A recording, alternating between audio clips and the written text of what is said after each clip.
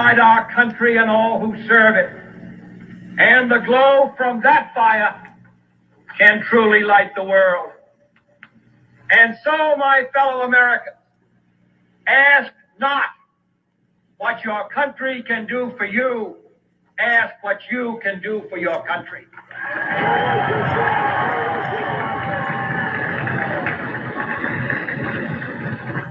My fellow citizens of the world, ask not what America will do for you, but what together we can do for the freedom of man. And there are even a few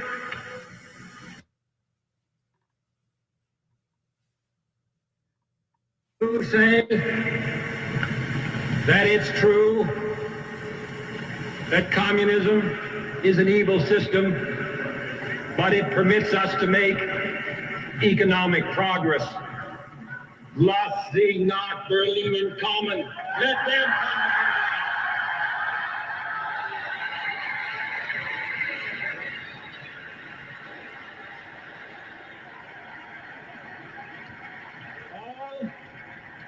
All free men, wherever they may live. I have a dream.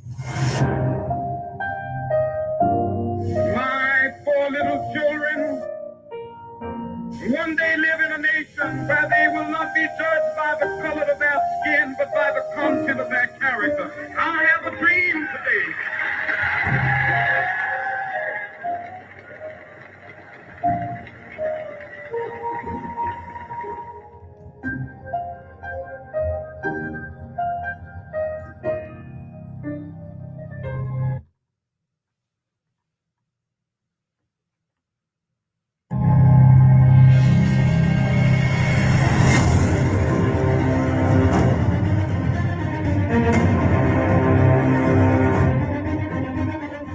In what will go down in history as the greatest demonstration for freedom in the history of our nation.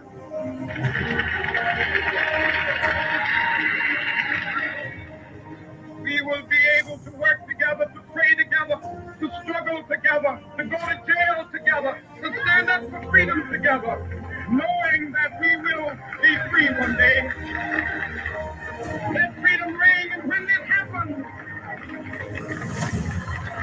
when we allow freedom reign, when we let it reign from every village and every hamlet, from every state and every city, He will be able to feed us that day when all of God's children, black men and white men, Jews and Gentiles, Protestants and Catholics, will be able to join hands and sing in the words of the old Negro spiritual, free at last, thank God Almighty, we are free at last. Welcome, folks. Welcome to a beautiful Thursday. Welcome to Talk TV Media Network. Welcome to all of you today in Media Land, online, Radio Land, wherever you're watching us from. Welcome tonight. Tonight, it's politics time. Of course, we will be here tonight to dissect issues of national concern in Liberia. My name is Sam Gadu. I have my colleagues in the back that will be joining me shortly. Well, welcome. A lot is happening in the corridors of the new Liberian government, and we're here to hold their feet to the fire, and that's why we're here, folks. Sometimes people say, give them a chance. They haven't even sat down good yet. But we will not let them to sit well, because when sometimes you give them the seat, they sit so comfortably, and they don't realize that the seat they're sitting on requires some sort of attention. They could make some mistakes. So this is where we are here as a platform, as an independent network, to hold them accountable. Because now that they are in the driver's seat, they are accountable to the Liberian people. Liberians all across the globe, not just Liberians that reside in Liberia, but Liberians across the globe. Europe, Americas, Asia, Russia, Australia, Canada, wherever you are, that's what we do. So welcome to the show, all of you guys that are joining us online. Please share the broadcast. You know how I always do this show before I even start everything, right? Um, share the broadcast. Yeah, share the broadcast, man. Let me put it up. You see that? That right there is what I love to talk about. Share it. Don't be mean. Post it. If you can't post it, you must like it.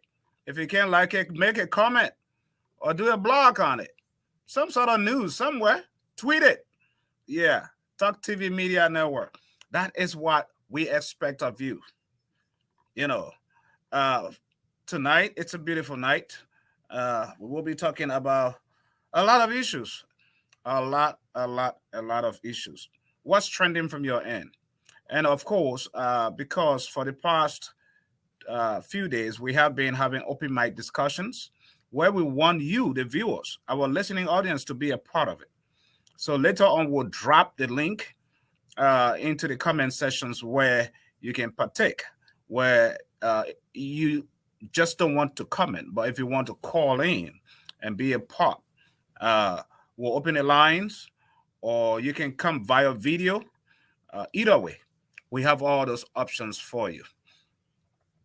But with no further delay, I will bring my colleague from the back, who is patiently waiting for me.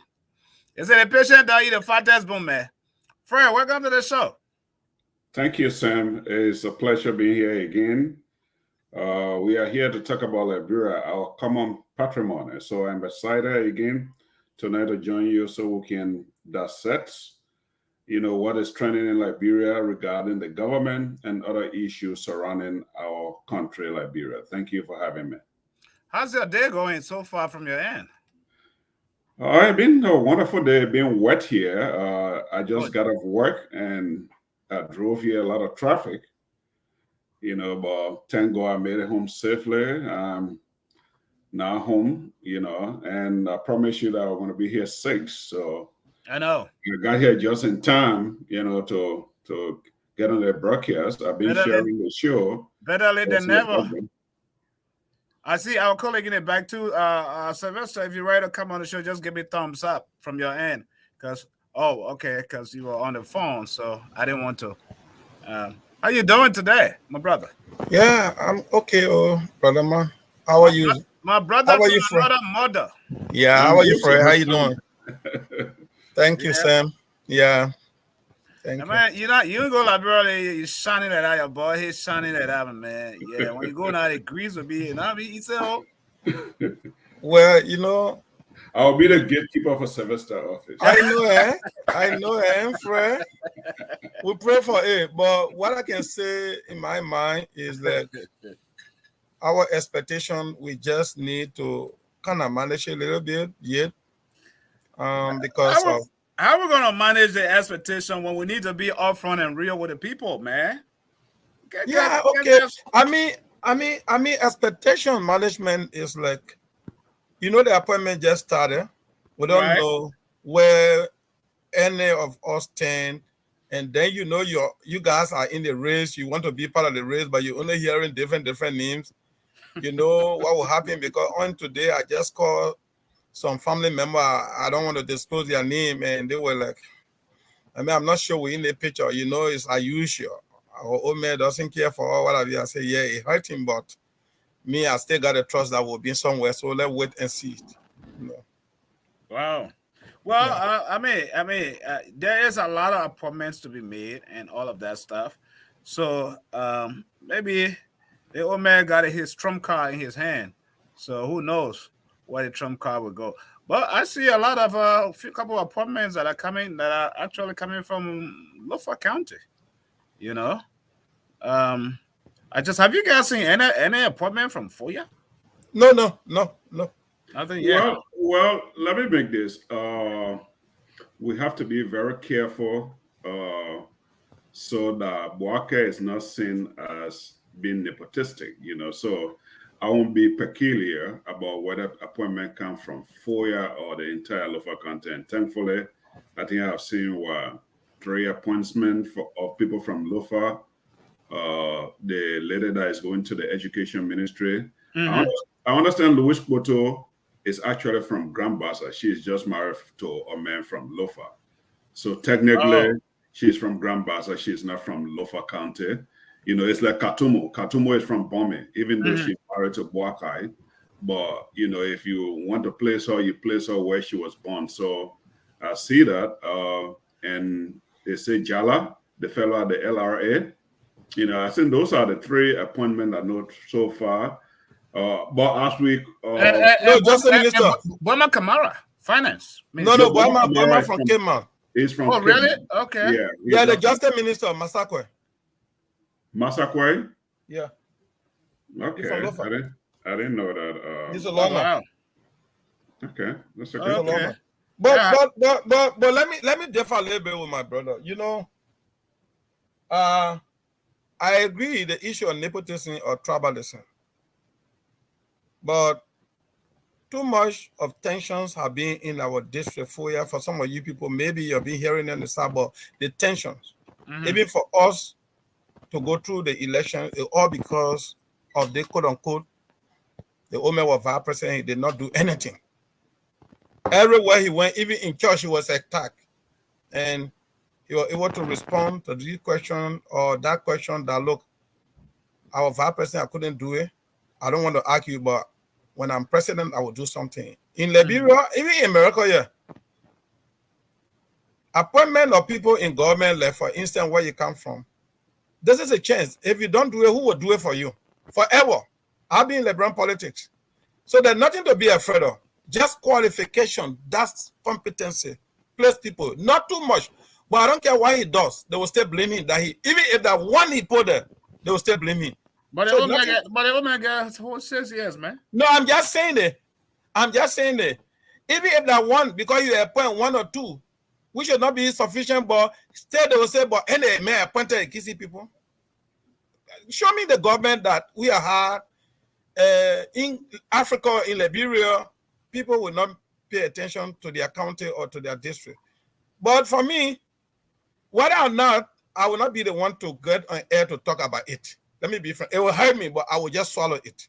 Because if we don't get empowerment in this regime, then other people come. If I liberal society, let me tell you, there will be a complete mockery on us. We can't talk in any public politics. They will say, oh, you're hard at time, you did not do anything. So it's not an issue of being concerned about the right thing to be done for Liberian people to see the output of the government. That is the most important. The practice, jobs, other jobs they're creating in the private sector.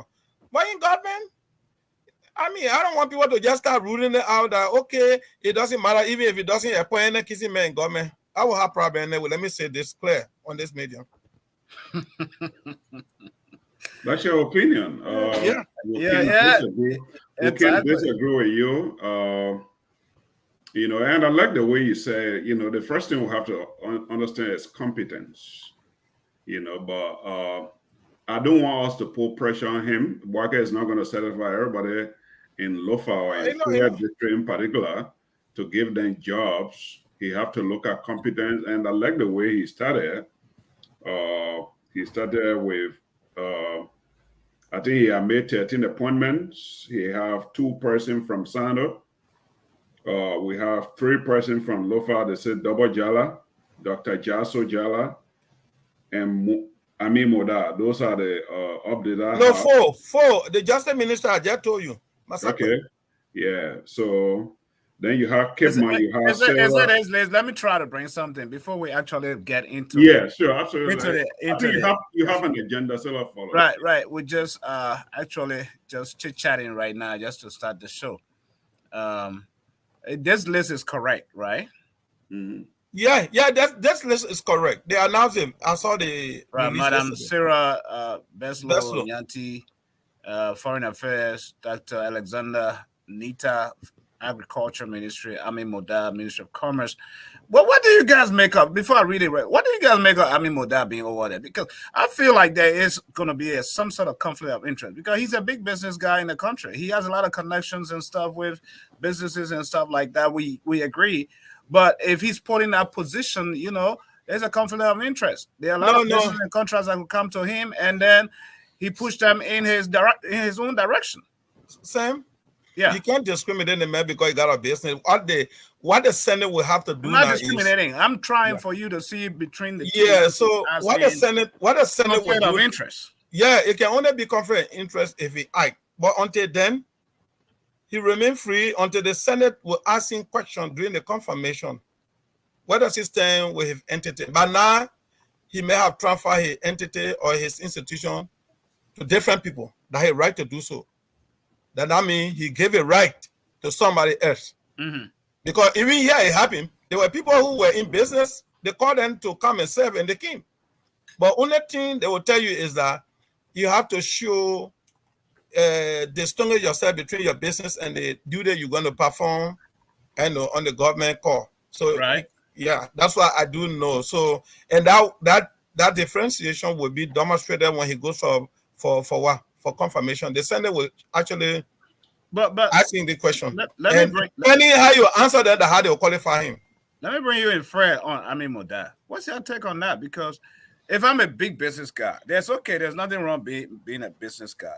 Because the same issue we could raise with Fanati Kofa. Fanati Kofa, his hands in a lot of things over there, and then these guys end up putting him over there. And now he's there with sanctions on him as well. He's coming here to the United States. Nobody understands whether that will ever happen. All of that. But the conflict of interest, as in, I'm a business guy. I have businesses. And now I'm the boss for all the businesses. You know, if I don't disclose, disclosure is very key in order for that, for his integrity to be, on the line, in order for it to be open and clear that he will not raise those suspicion and stuff like that. He will have to walk a very fine line to create and maintain confidence. As in, I'm not being biased. I'm not on this side. I'm not on this side. However, this is it. I'm qualified for this position. I'm going to make the business environment very peaceful, very competitive, but not everything going my way, because I know. I'm not saying it's a bad appointment, but that conflict of interest. What's your take on it? I mean, with that. Well, I have interacted. He and I have exchanged texts, and he was, before he even became, when he became Secretary General, there's a guy that hosts a show, I don't know whether he's kissing too, they call him Mabandi. Yeah. So he was on the show one time. I posed a question to him. Why are you venturing into politics? You're a businessman, because this could damage your business. And of course, he struggled under the Weah administration. He couldn't get contracts. But I want to give him the benefit of the doubt. He's a Liberian. He is qualified.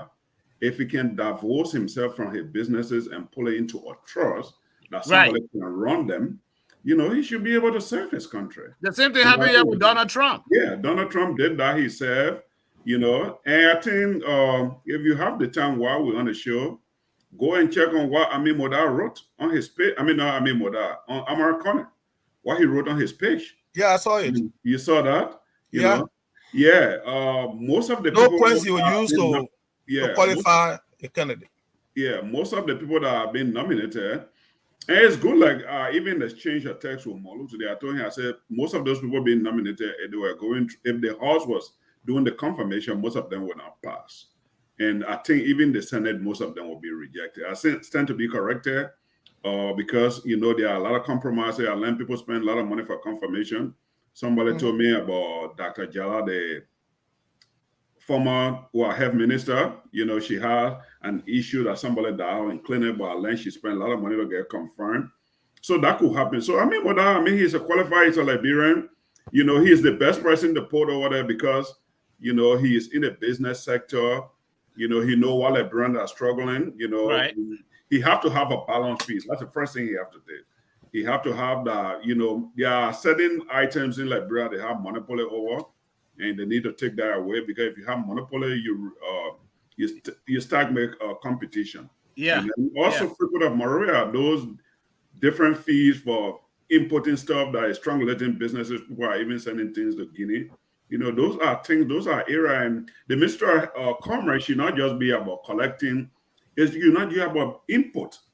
he should have to create an avenue also where Liberians can start exporting. And compete. So look at him. We will watch the confirmation and he see, what he have to go through, what is bringing, why ingenuity. And just to divert a little bit, right. I watched a little bit while coming on, and Mary Blue was complaining that most of the deputy minister are not turning over the vehicles that were assigned to them.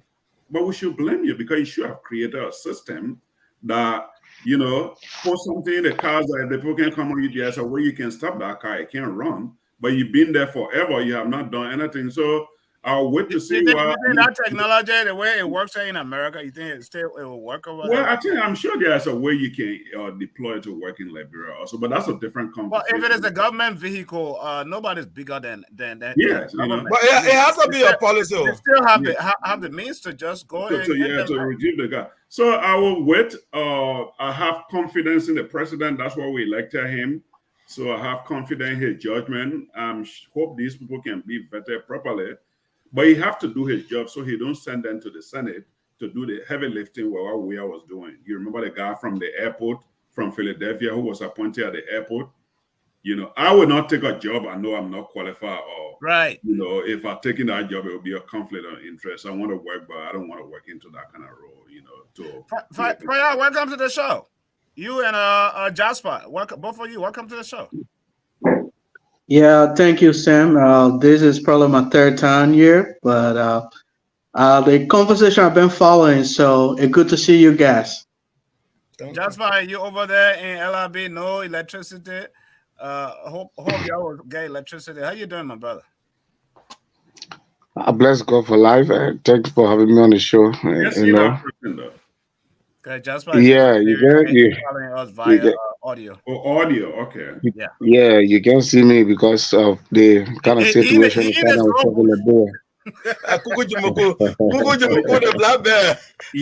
to rename the country to from Miami to something else. He in Miami. No, right now I think we'll give that opportunity to Joe Baga to rename his country now because President I think did that. It is about time now to give the name to you're right. We agree. Yeah, Joe Baga name. Maybe you say California. Mm-hmm. So we're gonna have an open discussion, right? And some of the topics I want us to talk about, I want us to chew them because this is a 2-hour show. One has to do with the appointments that have been made. What do you guys think of those appointments? What red flags do you see? What pluses or minuses do you see? Whatever that stands out to you, you're more than welcome to bring it out. And also, we'll talk about the asset declaration. Today, we witnessed members of the House of the Senate. They talked Darius Dillon, Yumli Kanga, and I think Borchars. They declared their assets. So they, as a precedent, setting a mark, as in, let's do this right from the beginning, and that I gave a serious applause to, we'll talk about that, the significance of that. Also, we'll talk about Buffer Chambers, who just lost the second term again. And Plebo, tonight, he had all the money. He went in, he fought it from the NEC. NEC said we're not whatever, pushing it to Supreme Court. Supreme Court said rerun. He went in there with all the money, and now another shame for the second time. The people told him, say, lead 18 years. You had 6 years, you didn't do nothing. You're making $2.something million. Nothing you got to show here. Leave it, enough for you. He didn't believe it, but tonight, I think he believes it now. So we'll talk about that as well. But Sam, yeah. You can remember there was a time we're talking about Buffer Chima, and there was one of your reporter in Bon County, the young boy that was on the show. Yeah. And he was kind of saying something in favor of Buffer Chimba and what have you. What did I say to him? That unless you don't understand the traditional politics in the interior, when you go into politics, even if they win 1 vote over you, consider a loss and just live with it. Take the penalty and go back to the pool and tell them thank you. But when you fight, you go to court, you come back, it will be worse. Yeah, that's what happened. Yeah, and that is so much. And also, we'll talk about the president's speech analysis. Of course, depends how fast we can go tonight. how quick we can delve into these issues. Also, we'll talk about President Boakai received an honoring program last night from the Kisi people tradition. We'll talk about that as well. But I want us to start to begin on this topic that we've already started when it comes to these appointments. What stands out to you on the first day? We had 5 appointments. Burma S. Kamara, Minister of Finance, as you can see, Minister Sylvester Grisby, Minister of State for Presidential Affairs, Mr. Kofi Woods, National Security Advisor, Gregory Coleman, Inspector General, Liberia National Police, Sam Gay, Director of the Executive Protective Services. And of course, another one was followed with Madam Sarah Nyanti, Beslo Nyanti, Minister of Foreign Affairs, Dr. J. Alexander Nita, Agriculture, Amin Muda, Commerce, Jaso Jala, Education, Dr. Louis Buto, Health, Double Jala, Commissioner General, Liberia Revenue, Abraham Krumah, Drug Enforcement Agency.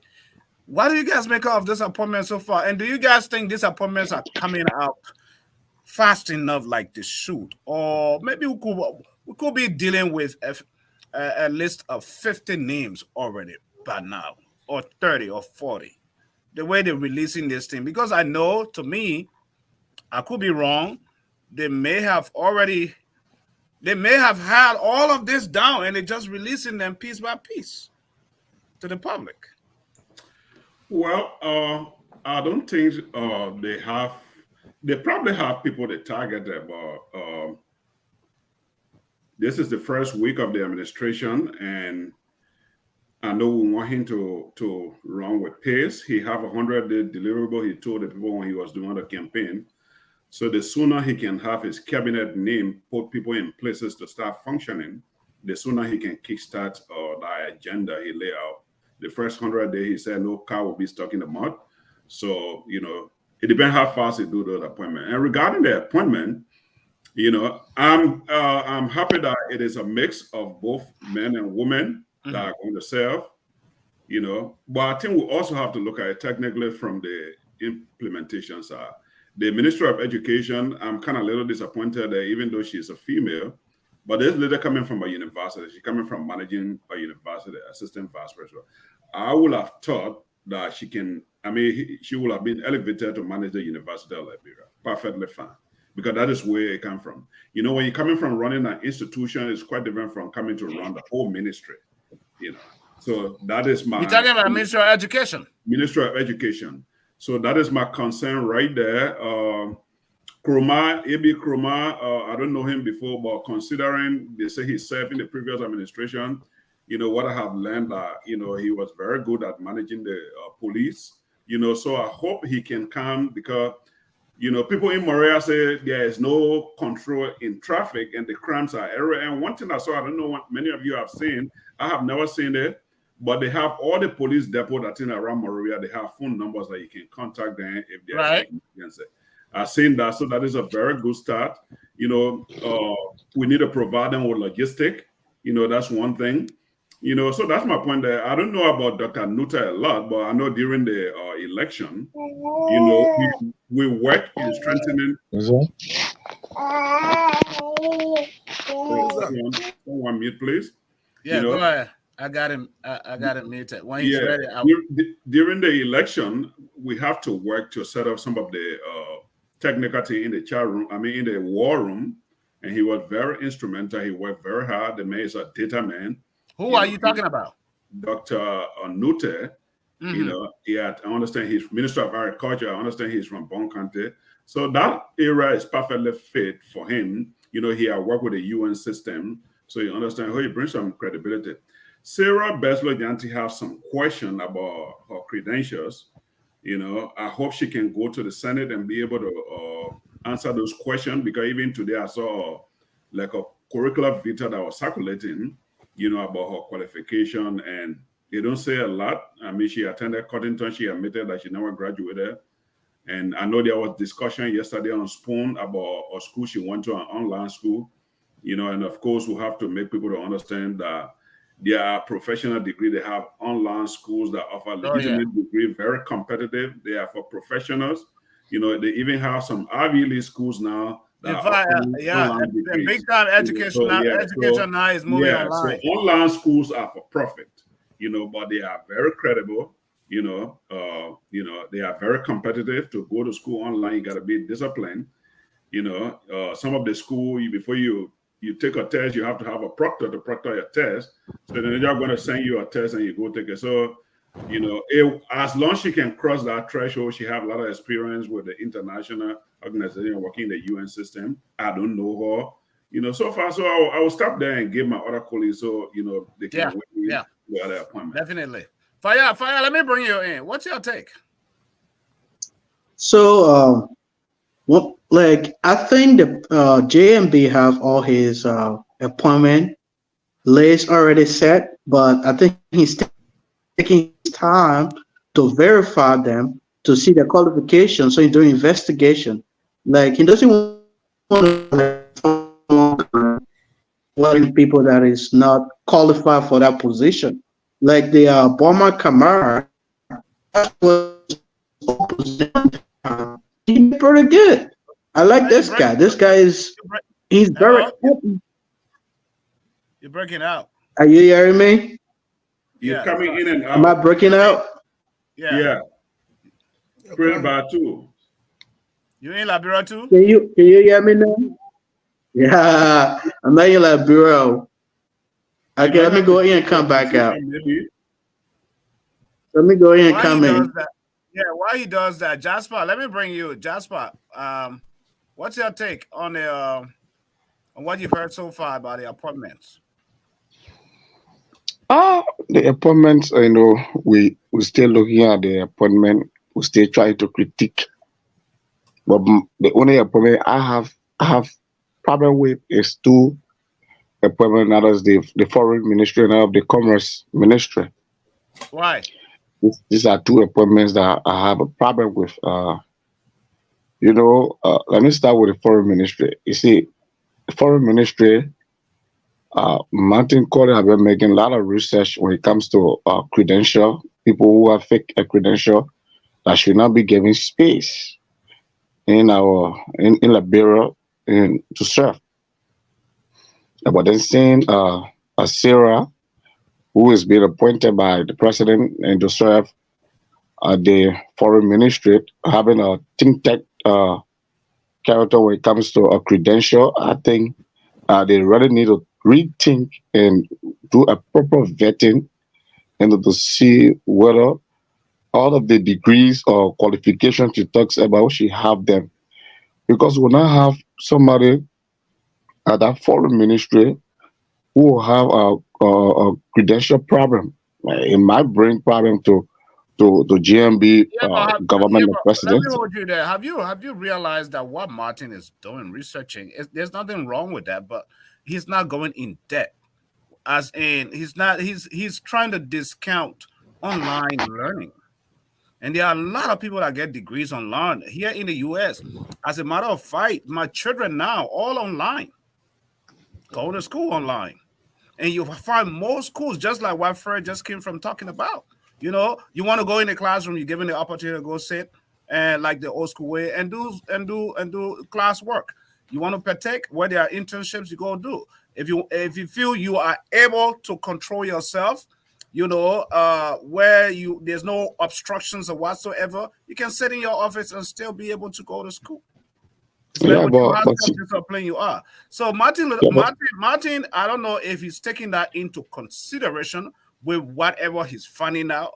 He's just coming out and you denigrating people's characters, and he got to be, I think to me, he has to be a little bit careful because here in the US, he could easily get a lawsuit. Yeah, CEO, you're right, with what you're saying, but on the other hand, there are institutions, online platform or online universities or institutions that offer fake degree, and some of them offer or real degree credited at that point, and some of them are not credited. So there where he's speaking from, and moving forward to Amin Moda, the former chairman of the United Party, now appointed as Commerce Minister. I see it it's a conflict of interest because Amin Moda have a huge business in Liberia, and Amin Moda is the manager of his business. He manages everything about his business. He doesn't have another person that managing his business, that run the affairs of his business. He takes charge of his business. In fact, during his chairmanship under President Joe Boakai, it was because of that business that caused JMB was not even re-elected because he was not very vocal when he was serving as chairman. A business, because he didn't want to put a business at risk. And so he take a business more serious than what he was doing or appointed or elected for on the party ticket as chairman. So now coming, the first thing people will say, I try to, but his physical morphology tells you that people will have problem with physical appearance. Yeah, but that's no ground. There's no business. Yeah, but people, you may not take it that way. That is not an issue to me. Yeah, but you may take it that way. Period. He's a Liberian. I understand. CEO, I understand, but not everybody will understand the way you understand. You know, so many times when you travel outside of the Monrovia in the various counties with the president with President Boakai at the time, people then what you so great people just say, but let me have Lebanon man, let me have Fuller man. They used to call all sort of names. So I believe that, and I believe his appointment, people should be very careful because this guy, he suffered under President Weah, about his business. So now, giving him this kind of a lucrative position and also being a former chairman, so he have more double influence. That will be a double influence because he's a stalwart of the Unity Party, not a stalwart, a former chairman, and giving him that ministry to head that ministry. I think Ambassador Joseph Boakai, president, need to really rethink to change that identical position for me, and that appointment is not in the interest of the Liberian people. Well, thank you. That's your take. Fire, I will give you back your minute and a half. While you log in, I think you are in FOIA, if I'm not mistaken. I think you've come back to Monrovia. You should have good network now connectivity. So, can you hear me now? We can hear you clear. Go ahead. Okay. So I want to differ with the gentleman I just speak about Abim Boda. I don't think he's right because the look doesn't matter as long as he's knowledgeable and have one of the most successful business in Liberia. So we need somebody in that position that know what they are doing. It's not because you look like a lonely man or whatever. If he go sit on the ball, he's not thinking about that. He's thinking about Liberia, who can deliver. That's what he's thinking about.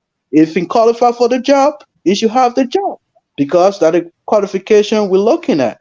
And secondly, I think JMB is doing his best to do this appointment. I think he have most of his list, but he is just going through it little by little and make sure all those people he's appointing, so during the confirmation, they do not have a problem with the Senate.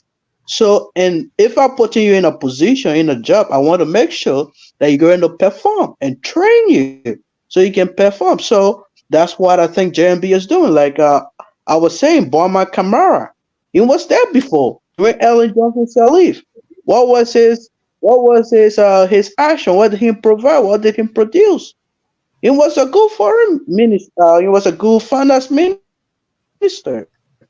So I think it's okay for you to release the list and My man, you're going by again, my man. about You stop acting up.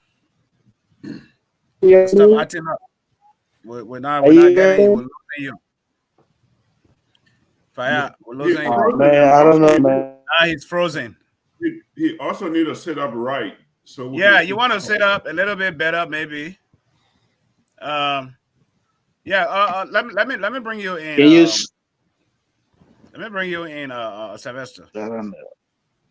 So let me first of all make that little correction that they hear you saying Comrade Militant Martin Colley is not giving credence to online education. No, he said they are listening to him. He is really, really giving credence. Now, if you tell me that he's not doing detailed research, he needs to provide more evidence. I agree with you on that one.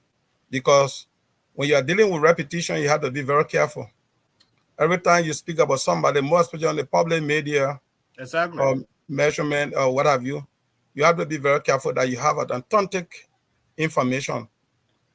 Having said that, the appointment, like any other person, in my opinion, it's dragging little by little, and I'm worried about the time frame for deliverables, the 100 The days, 100 days. the 100 days, and you need to have people in place to be able to kick the ball rolling.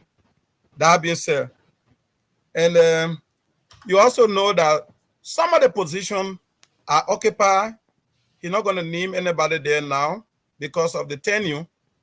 You understand?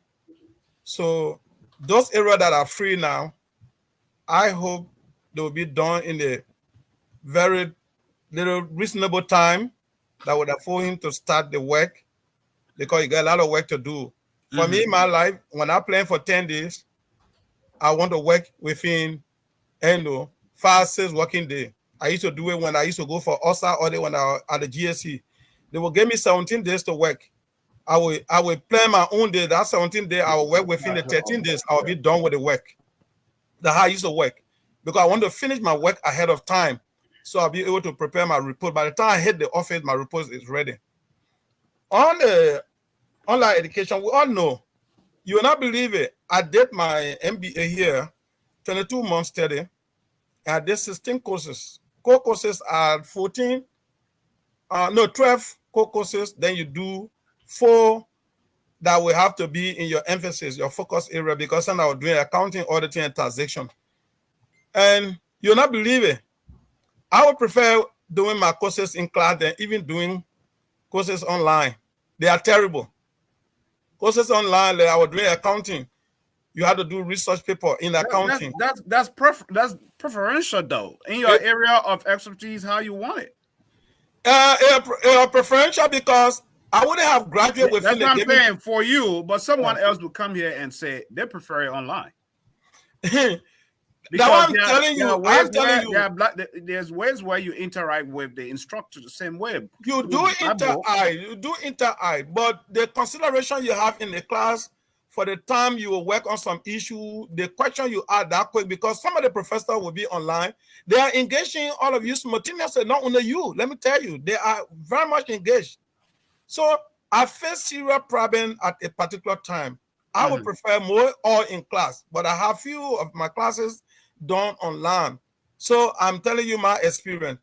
But again, if the school you are attending focus on academic standard, there's no consideration.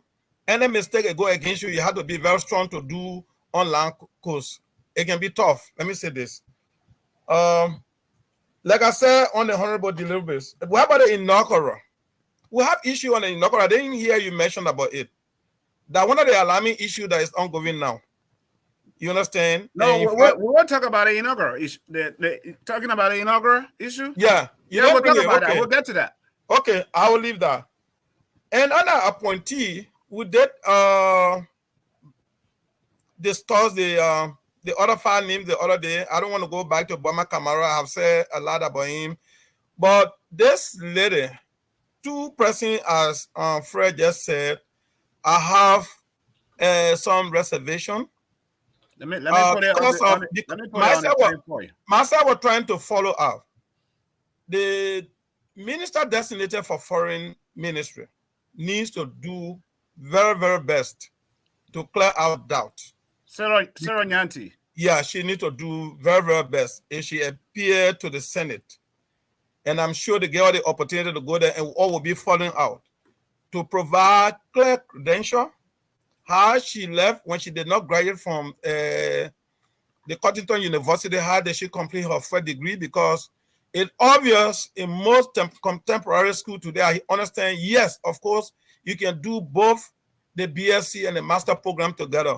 If you did that one, you have to tell the people that I did not send a left Cottington, I did not bother to go do a BSc separate, because my son girlfriend is doing it now at the State University. She do a program together simultaneously. But do you think Sylvester and Fred, both of you think? I didn't finish my own. You want to provide information? No, I'm trying to ask you a question based on what you just said. Yeah, do you guys think that we're going too fast when it comes to this credential stuff? Because at the end of the day, when they show up to the Senate for confirmation, they come with their own resume, they themselves. Don't you think that would be the most appropriate time, what they present? We get to work to do our fact finding on what they will present. No, let me tell you something. I'm not sure we are doing anything wrong, or the party doing or JMB team is doing anything wrong, because let me tell you from our past experience, appointee going to the Senate, most time if you don't allow them to create, a little bit. Yeah, if you don't create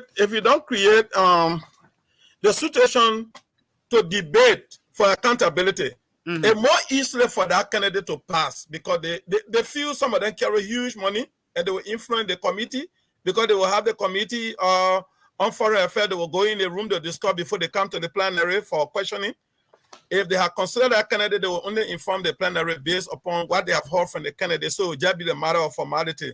But because there is a starting of critique from a different committee before it goes to them, if like the way she is going over there with some level of doubt, then the Senate will need to be very careful. They will have to convince the public that they qualify her because they have clear evidence, and the evidence that they will have to get, they're going to get, must be published in the newspaper for people to read and say, okay, even though we saw from the beginning they said she was not a day, but from what she provided, we can make a follow-up to see her. Everything is correct. Otherwise, there will continue to be doubt, as she said, if they will give her the go-ahead. Well, I mean, with that issue, I differ with Jasper. He's my brother, he right. Let us not go into discrimination, and let us not talk about, because, and I want to also correct him when he said JB did not win election when he was chairman. He was not the chairman of the Unity Party 2017 anyway. So that was the time JB lose election. He was never.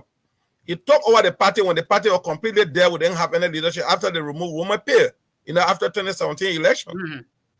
Well, at which time he took over.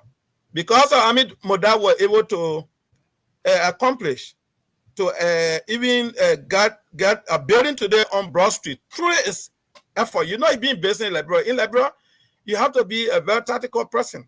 That building, we acquired that building because of Ahmed Modar, the headquarters of the Unity Party. You understand?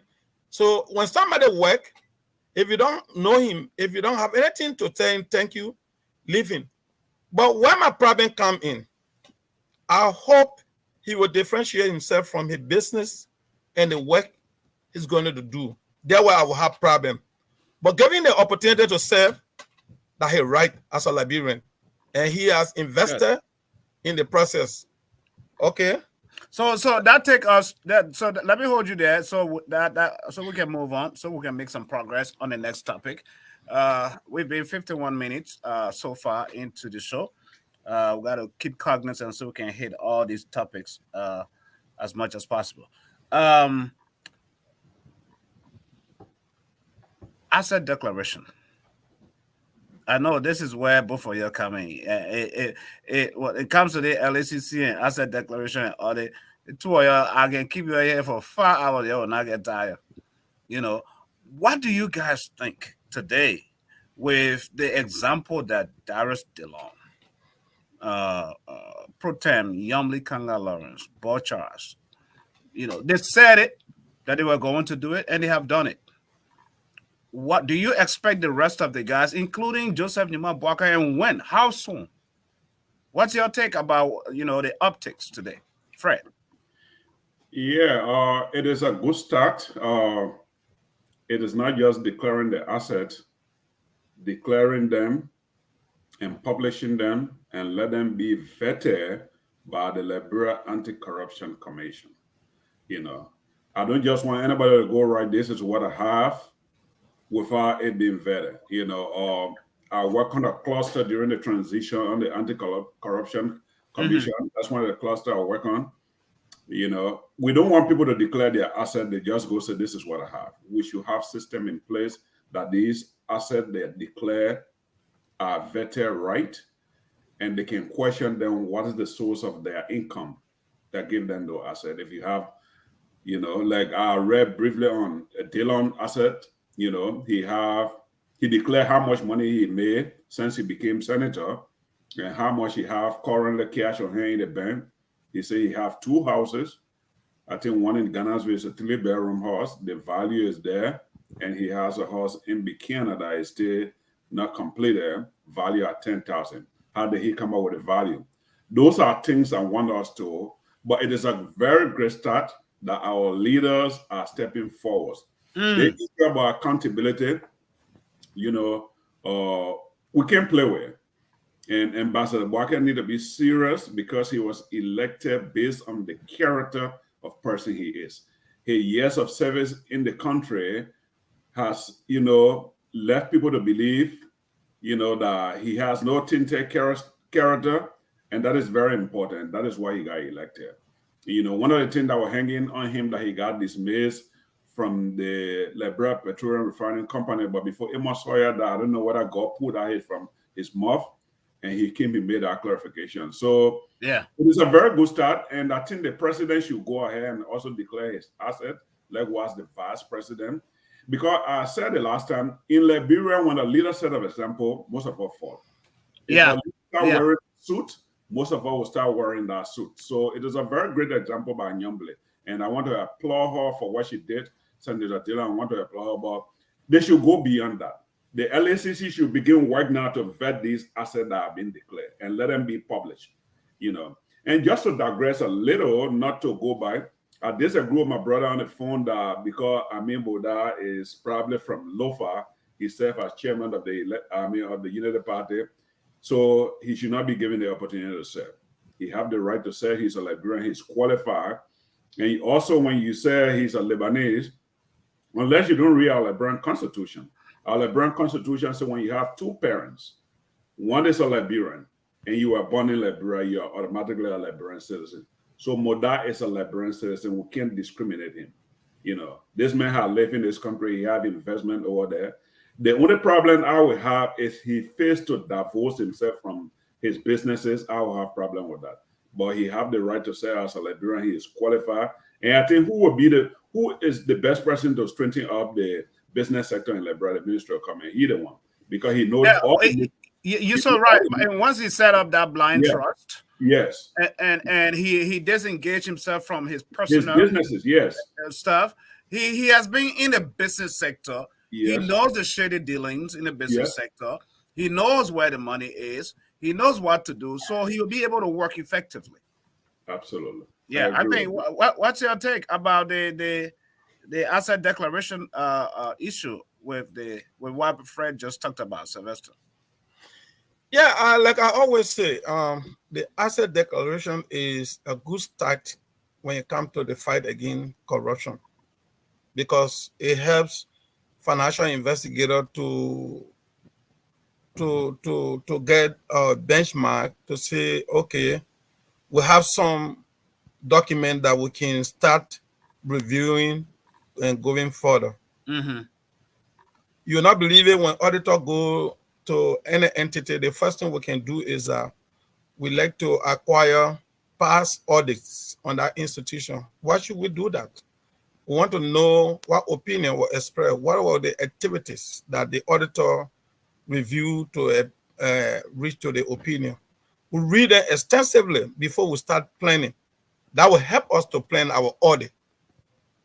That being said, I also want to appreciate our honorables for taking the bold step because they stated it like Dylan.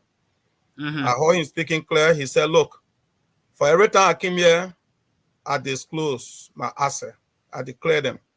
And I'm updating because I'm still in power, so I'm updating everything to show that we said it and we're going to do it. Like Fred said, it is incumbent upon our president, our father. We know him as a man of character to do him. He should not delay the time before people start talking and say, oh, more pressure before he did it. It should not be a pressure, but I would expect that in sooner the best time to declare so that everything will be followed. Because like Fred also said that Liberian people, we are good at following our leader. Everything our leader does. You saw what we were in.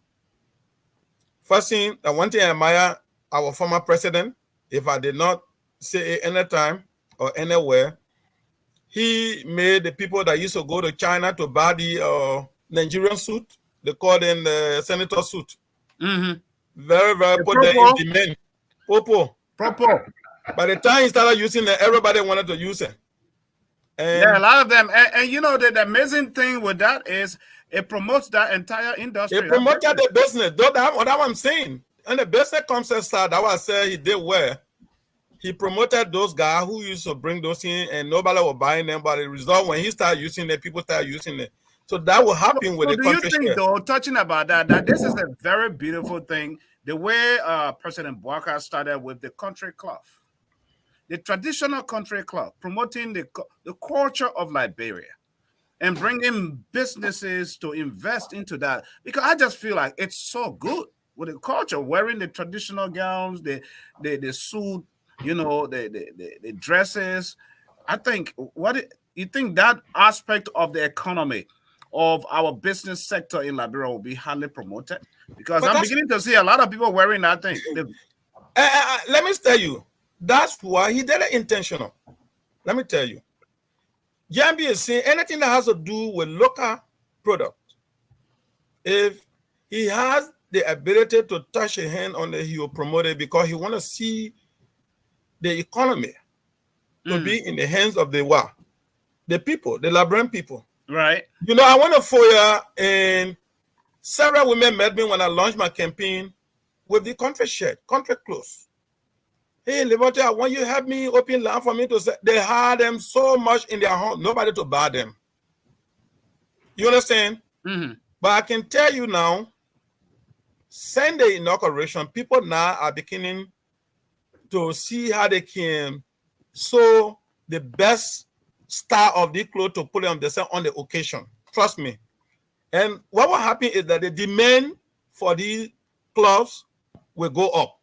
And as a result, people will make money, you know, in terms of sales and the rest of it. It's common. And we will see a lot of improvement in our society because if our people in the interior will be able to get something from the cloths that they make, more will be processed and more income will come to them. You and I know, like I always like to go back in the 80s or 70s, late 70s and the early 80s. How many person ever cared to talk much about politics? How many person? Did we ever experience having a tire center where in the morning you will see young people up to the evening? I can't remember when I was growing up in FOIA. Because what? Everybody has something to do as a farmer. If we did not go to coffee farm, cocoa farm, we have a plenty farm. Remember when the people used to leave from Sierra to come and buy plenty? We also used to buy it. They will come and buy it more expensive. So you notice that people used to produce more plantain. But today, you don't find any of that in FOIA or in Lofa when you go in the market. So first thing, we need to create the market and we need to have product that people want to see in the market. And of course, people economically will grow. And that's why I see saying if JMB talk about agriculture. that would be one of the best areas that will help our economy to start growing so fast, So it's a good thing. Wow, folks. We'll do our show a little bit different. We will take a quick break with a song, and then we'll resume right away. And I'll be going straight to you, Fred. So let's do that very, very quickly. Hey, Liberia. Yes, sir. The corruption that is holding Liberia for tight, so that this country cannot go in front with development. Every day the country just going behind. That's true, my daughter. Some government people can steal money faster than the way the monkey can steal banana, my sister. So the new government must stop the plenty stealing in government the way the 2014 law says. That law says before anybody can go to the Liberian Senate for interview for any government job, he or she must tell the Liberian people the money and the property he already has. That the one the book people can call asset declaration. No asset declaration, no government job. And anything you show or declare will be put in the newspaper so that the Liberian people can know it according to our big law book. Yes. Or constitution. Oh, yeah. Even the money that the government can pay you, it must be put on radio and newspaper for all the people to know. For will the new government do it? Well, my daughter, when a woman says that she fine in the name, they will break. So let's watch and see. Now, this new government must put her feet down on this plenty stealing in government by making sure that every 3 months, the people who can check on government money business, GAC, will check from the president office all the way down, according to the new law book of 2014, to see where the money will come from to build big houses and to buy expensive car for themselves, their wife, and sometimes for their girlfriend. Yeah. That's the one the quick people can call lifestyle audits. Yes, sir. This is so necessary so that Liberia can become a better country and everybody will be happy again. Go, corruption, go. We don't want you in Liberia. Go. We don't want any corrupt person in government. The Liberian people are ready for all the big roads to be out of government fear. Government that plays to work for the people, that not plays for TV, Jankoriko people. Definitely, corruption must go. The characters were Ruth Davies and Thomas Manjo Bully. This drama was written by Thomas Manjo Bully and produced by A.B. Soare as our contribution towards a better Liberia for the good of all, and broadcast on this radio station you're listening to.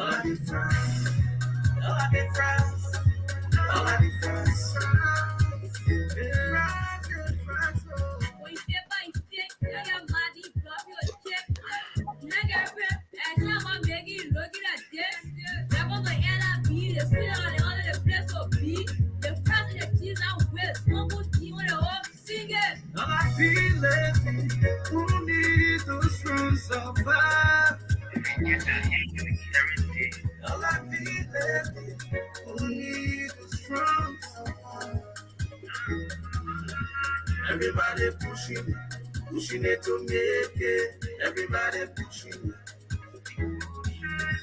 But some people faking it to make it. But some people faking it. You want to be the front, you want to up here and stop. I'm going to LIB, wherever I'm fighting to hear.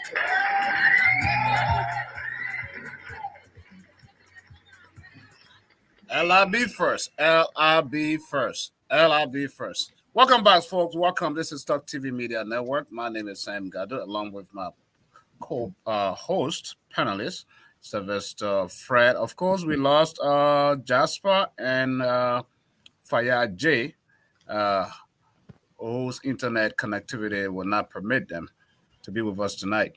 But gentlemen, let's get back to business. Sam, let me just ask something I was talking about little, just little.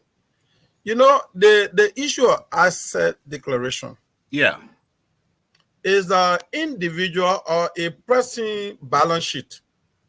What we call in accounting, the balance sheet that include asset, what you have asset, your financial portfolio, if you have any business here, that include all of your homes and also your liability if you get debt, including liquid cash. Yes, and it also include your wife if your wife has money, because not only because they say that asset declaration, according to actual definition of asset declaration, as a government employee going to government, because they don't want to leave any room to say, oh, tomorrow they come and say, oh, the money I had today, I took it from my wife. Your wife, your dependent, whoever that honor you. But why if I have my leg side thing somewhere, I put it at my girlfriend and something like that? Your girlfriend is not legal. We're talking about the legal. We're talking about legal people. I'm just talking because I see why people don't understand this. Because you and your wife, you're one. Yeah. So that's you're depending on your children. You have something you open account for your children. Yeah. Whoever. So your liquid cash, what you have, properties that you have, all of that, your salary, your income, all of that, is all everything. Once you are in government, it's not only you as an individual. Those that honor you as a dependent. This thing is going to bring Liberia. It's going to surface a lot of things, though, uncover a lot. Yeah. So the question here's the catch. If you did not disclose, let's say you even have a girlfriend, that is the work of the auditor. Why you give them that what they're going to take, but they're going to do their due diligence to make sure that they validate. They will hold that asset declaration as the actual definition and what is meant. You will look at it narrowly, but they will look at it in the broad perspective, and they will go. If they discover anything, they will bring it out. You did not show all this, but this is what we discover, and legally this will be part of it. That's just what I want to provide. Awesome. Well understood. I hope when those pages when they begin to put them online, we'll flip through them and dissect them. But that takes us to Maryland, Plebo City. This is what came out of there this evening today. The results. The bucket go. Wow. When you see what Buffer Chambers had to go through to go to the Supreme Court, the traditional people, the whatever people, told the man lead it thing here. Your own time is over. We're not ready. Over. We're finished with you. What does this say to you, Fred? Talk to us. Well, Liberia is an interesting country. Very interesting, my man. And just to piggyback on what Sylvester was saying, and the question you asked, for us to have asset declaration to work, government should start putting into measures where those that work for government, or even people that work in the private sector, we can have an office where everybody at the end of the year, government saying you what is saying you here your W-2. Yeah, much money taxes and all of that stuff. Yeah, so that even people can file taxes. And you see, so on our tax code. The day we start doing that in Liberia, it'll be too good. But they're not implementing it on our tax code. In our tax code. When we start doing that, it will work. The asset declaration is a very good exercise, but I don't know whether we have all the mechanism put in place, because like I told you, I work on the cluster with the LACC, and they declare their asset, and the first thing I ask is, who do they declare their asset to? So that's very important. To the board. It's a very good start for our country. To the board. So but to move to what happened in Maryland, You know, this is a very good exercise. And sometimes we got to try our institution. I listened to this guy one day on the radio, and he was crying. He don't have money, and Chambers was doing all the shenanigans because he has money. Yeah. You know, so this just show that when the people say they don't want you, you leave this thing. You know, in our country parlance, they say small shame is better than big shame. Yeah. This is I don't want That's to a bigger shame. but this is a serious flogging. You know, this is a big flogging. And again, it should send a message that when the people give you the opportunity to serve, you got to serve them with diligence. You know, Chamber being the legislature, I learned he's been there for 18 years. You know, how many years? 18 years. You know, this gosh. year he's been there 3 terms, I think. Wow. You know? Yeah, so he have not done anything. He was Speaker of the House. This guy went over there. I saw him dividing money. You know, and some of these people, the people didn't even have one of the major hospitals in Maryland. They even have an X-ray machine. Jeremiah Cohn has to go there during the campaign period. He had an X-ray machine. He had in Ganta, and he had to send for that for the people. And this is a man who in 6 years made almost 15 million. Yeah. You know, so when the people give you the opportunity, I don't say this with anything, but we have to be serious about our country. When they give you the opportunity to serve Sylvester, you must say you are working like bro. We're always talking that. You know, the only job I did in Liberia during the war, I worked for the Red Cross, but I have not had a government job. I feel that when they give you the ability to serve your people with diligence, sometimes money don't do everything. You know, you go to that country, what is happening? You know, you come back, sometimes you go to bed, you think about it, you cry, you see some of your friends you went to school with. Yeah. You see them, they look like your parents. You know, everybody need a job. You know, without income, you don't have dignity. Poverty can ruin your dignity and ruin your life, just like that. And ruin your life. So people that are given opportunity to serve, let them serve with diligence. There are a lot of people that have wealth in Liberia that can't account for it. And this is a good start. Let the likes of Thomas Fowler, I hate to mention him, Edwin Snow, you know, all those guys that have made all their wealth working. But you see the kind of mansion Edwin Snow is building? Yes. This is not the first one. I may have a mansion in the district he used to live in Montserrat County. He had a mansion there when he worked for LPRC. You know, so all of those guys, let them declare their It's easy for somebody to say that all of that money on the child. Yes. So this guy have never worked for all his wealth he acquired. I know he have a farm now. He said he got a farm, but he built all his wealth working for government. You know, so this is a very good start, and I cannot emphasize it much that Ambassador Barker need to put his, you know, foot on the pedal, gas pedal, to move their vehicle about accountability and commission and audit immediately of the past government, you know, and all those people declaring asset, the Anti-Corruption Commission or the LACC should start investigating those assets they declare, how they got them the money. You know, I'm glad the 2022 law gave them the power to prosecute. Right. You know, so I hope measures can be taken, but I also think they should establish an office of ombudsman, you know, where the commissioners themselves can go and declare their asset and the asset be vetted. Because I learned the garden they appoint Joe, we are appointed and they didn't declare their asset, but because the Senate was so corrupt, they just approved them or confirmed them. Yeah, but man, the brown envelopes were working. Powerful. Yeah, this is a very beginning. I mean, good beginning for our the brown envelopes were working. Yeah. You know, Sam. Before, let me say this. You didn't say anything on Buffer Chimoso, did you? Who, man? No, I'm talking about Sylvester. Yeah, I will touch on Buffer Chimoso. Now, Sylvester friend there, you don't know. Now, I see why he's quiet. He doesn't want to say anything. You know, I don't have a corrupt friend. He kind of wants to fly under the radar. If you know me, if you just knew me for a short time, but if you knew me, I was saying, you know that anybody whose name is mentioned in corruption is not my friend. That's why people will say. I'm just pulling your legs. Yeah. But let me tell you, you just made mention you didn't work in Liberia. In government, the temptation to work in Liberia is huge. It's huge to the point that even the people, the common people that we should be in sympathy of, to say we're serving them, they will in fact encourage you to steal, to become corrupt. If you then accrue any money working in some area, your friend, they say, but you your friend that only so that only one coming first Liberia, you should say that. Those things will be common said to you. But as a human being, your conscience, your heart. You should know yourself what you want. I remember 2009. Right. They fire Edding Fire released Haragri from LPRC in September, the month of September. And John quickly commissioned a 13-man audit team to go and conduct what they call pre-audit. Immediately, I was placed in the account. And while I was in the account, I was reviewing all transactions before they can be processed. I came across a controversial payment or financial process that was done.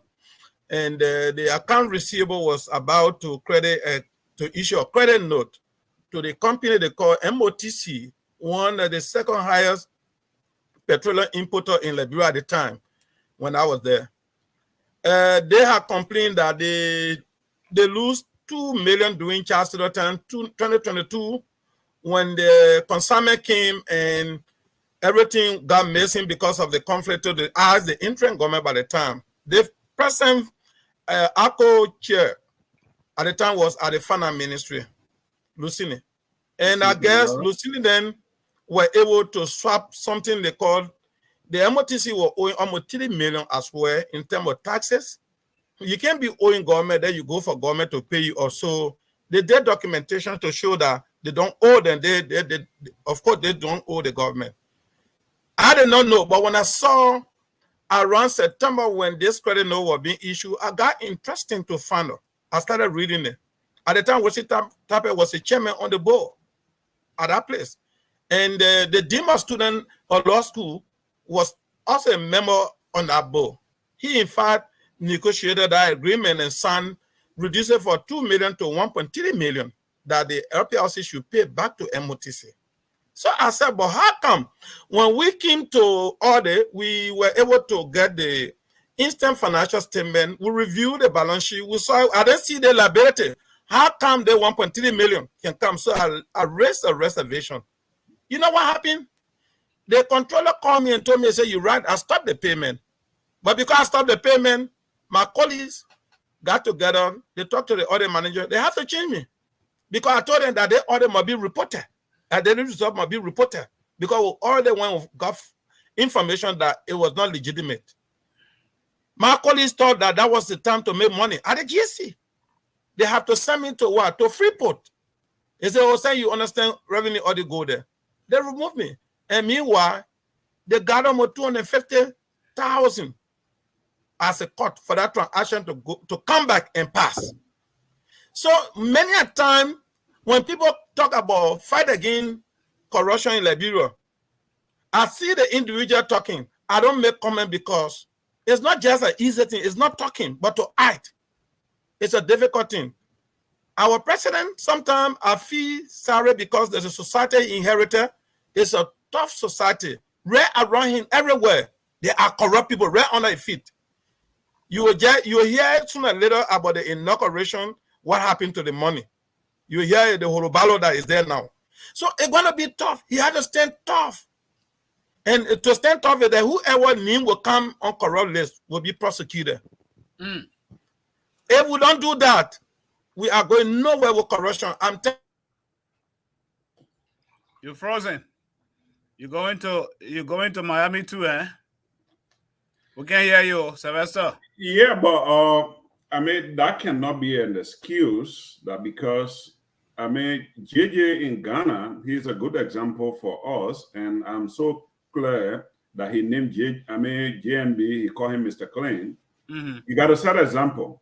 Yeah, you got to set an example. Sometimes the people call you, they put you in like Mr. Clean. You got to be that. You got to maintain that. If the corruption is in his office, he need to set the example right there. In Liberia, if you set 3 examples, people go to jail. People will start getting scared. Say, oh, they may not play a lot. The clearinghouse is from the top. Yes. So he have to start, he have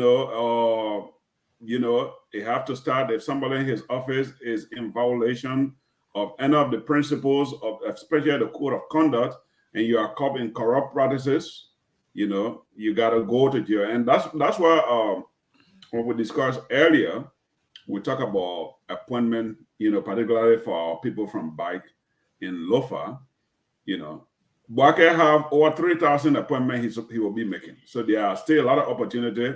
But I don't want us to put him under pressure that he have to balance it across the country. I don't think Boake is the kind of one that he's not that kind of person. Can add under pressure or whatever. No, he doesn't even care he's about taking his own time. I'm sure there are a lot of vetting going on. You know how long it took him to appoint his VP? How many times the people wanted him to do that? It was a thorough thing. He took we all thought they were going to be Nyomble. You know, we got Ma. But let's move on to this inauguration, right? There are a lot of lessons. What lessons should we learn? Because when things happen, right, there are always lessons to learn from it, and then and to improve upon for a better future. So these bad things, some of the things that took place that should not have taken place, they will not be repeated, right? What lessons can we take from what happened in the inauguration? Because we're hearing a lot of stuff from Miata family. She was with Mika today, talked about a whole lot of stuff. She and her team, Jonathan Pilele and the other people, you know, how they were sidelined and stuff. We heard about Mary Bra, GSA coming in, and she got her own story. And of course, if you bring former Foreign Minister Kimaya here, he's going to say his own thing. But holistically, what lessons, what can we draw from what took place Monday? I think the first thing we have to establish a transitional commission, so that the moment the person is declared president, that commission take over the transition process. Begins and that commission, that commission will include the inaugural committee. And Miata family, then what they're coming up is late, because Molu came on the radio on Spoon. If you guys remember, he said this thing going to be a failure. He said a lot of people didn't like it. People even came behind the Secretary General, Amos Stewart, came and challenged him. But that is what happened. You remember the JPTT was commission-wide. Was that November the 21st? And they didn't start work. Let me tell you. I was on the cluster with the Liberia Anti-Corruption Commission. We didn't get access to that commission until January the 18th. We have 3 days to read our report. Wow. Yes. So people said that they were not going to be available until January the 10th. And he himself, we had done that. So there are a lot of lessons to learn from there. Firstly, I said it the last time, I'm glad the old man, nothing happened to him despite the heat exhaustion. But they should inform our leaders. You know, they got $30,000 home as project, you know, how they call it, legislative project.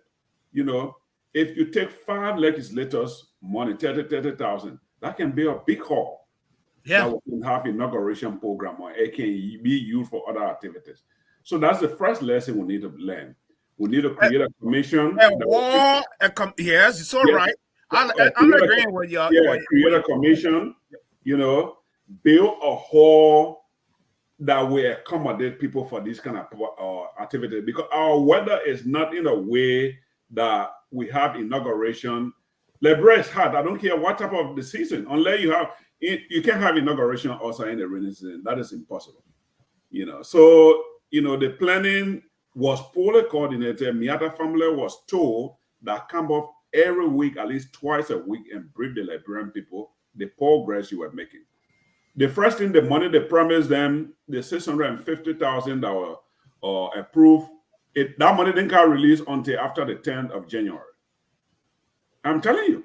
Yes, there are a lot of things I've been working. Even the inaugural souvenir magazine that stayed in the work, we didn't get it probably because we didn't have money. I have personally done a lot of editing on that magazine. You know, so the money was not available, but Miata family have 2 journalists.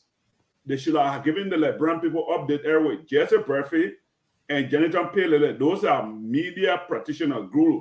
But they sat down over there, they wanted to add nice, they think we were trying to be nice to them. So it was a whole chaos. You know, I sent you something just now, you saw it, right? I sent you something in your WhatsApp, check it. You know, Miata family went to the Ministry of Information and said that she was not in charge. Why you didn't come out sooner to say you were not in charge? Because even there was time I was hearing that Finabundo were making preparation for reception to serve people service. And somebody raised an alarm that people would likely be poisoned. Right. So the weird government had this thing to their chest. The invitation, most of the people didn't get invitation on time. I know there's a lady that traveled from Asia. She went for the inauguration, she and her husband. She got invitation to go to the program. Her husband had to stay in the hotel. So there were a lot of things that went wrong, but because they sat down in the background, they didn't say anything. If Molu have not come on publicly to declare that the government are not cooperating, we are not going to do anything. He can be put on the alert.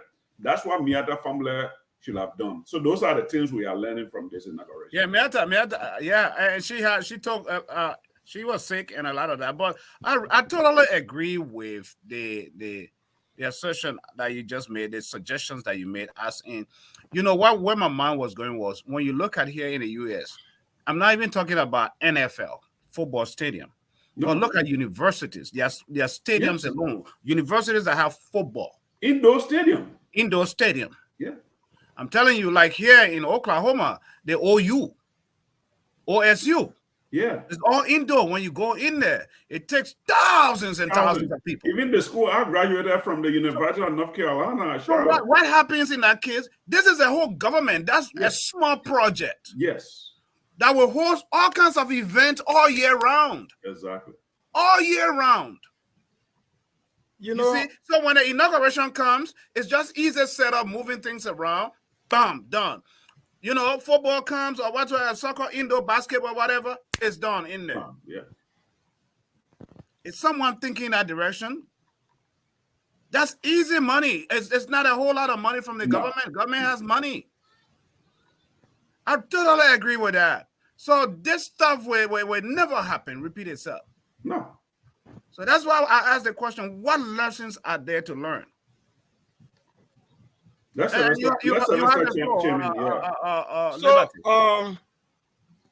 I agree with Fred, but let me say this. I'm kind of person who, the first thing I've been praying to God to have a president that will be a conservative.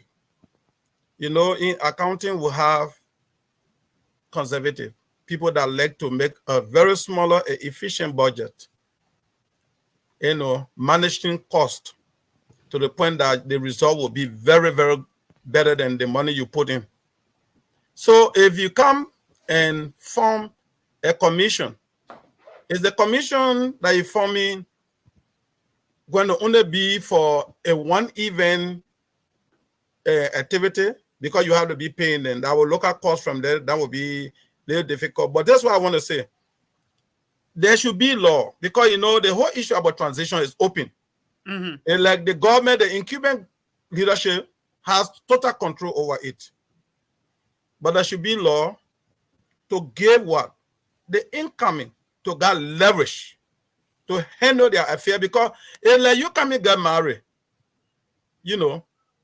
instead you come and get married, time to prepare the wedding, they say, no, Liberia, we are the people that are hosting the program, but you come and get married, we will plan it, we will do everything, invitation of guests will do everything. That wedding will not be better. Because what? It is not you that are going to be certified. It is the man that coming in that want to be certified. He know or she know who are the guests that he's expecting. Because the guests that came to Liberia, they didn't come because of Uponguya. They came because of JMB. You understand? But the other side is the JMB team, they didn't have complete control over so many things. The finances, the printing or invitation, the arrangement to even bring in the guests were not through their authority.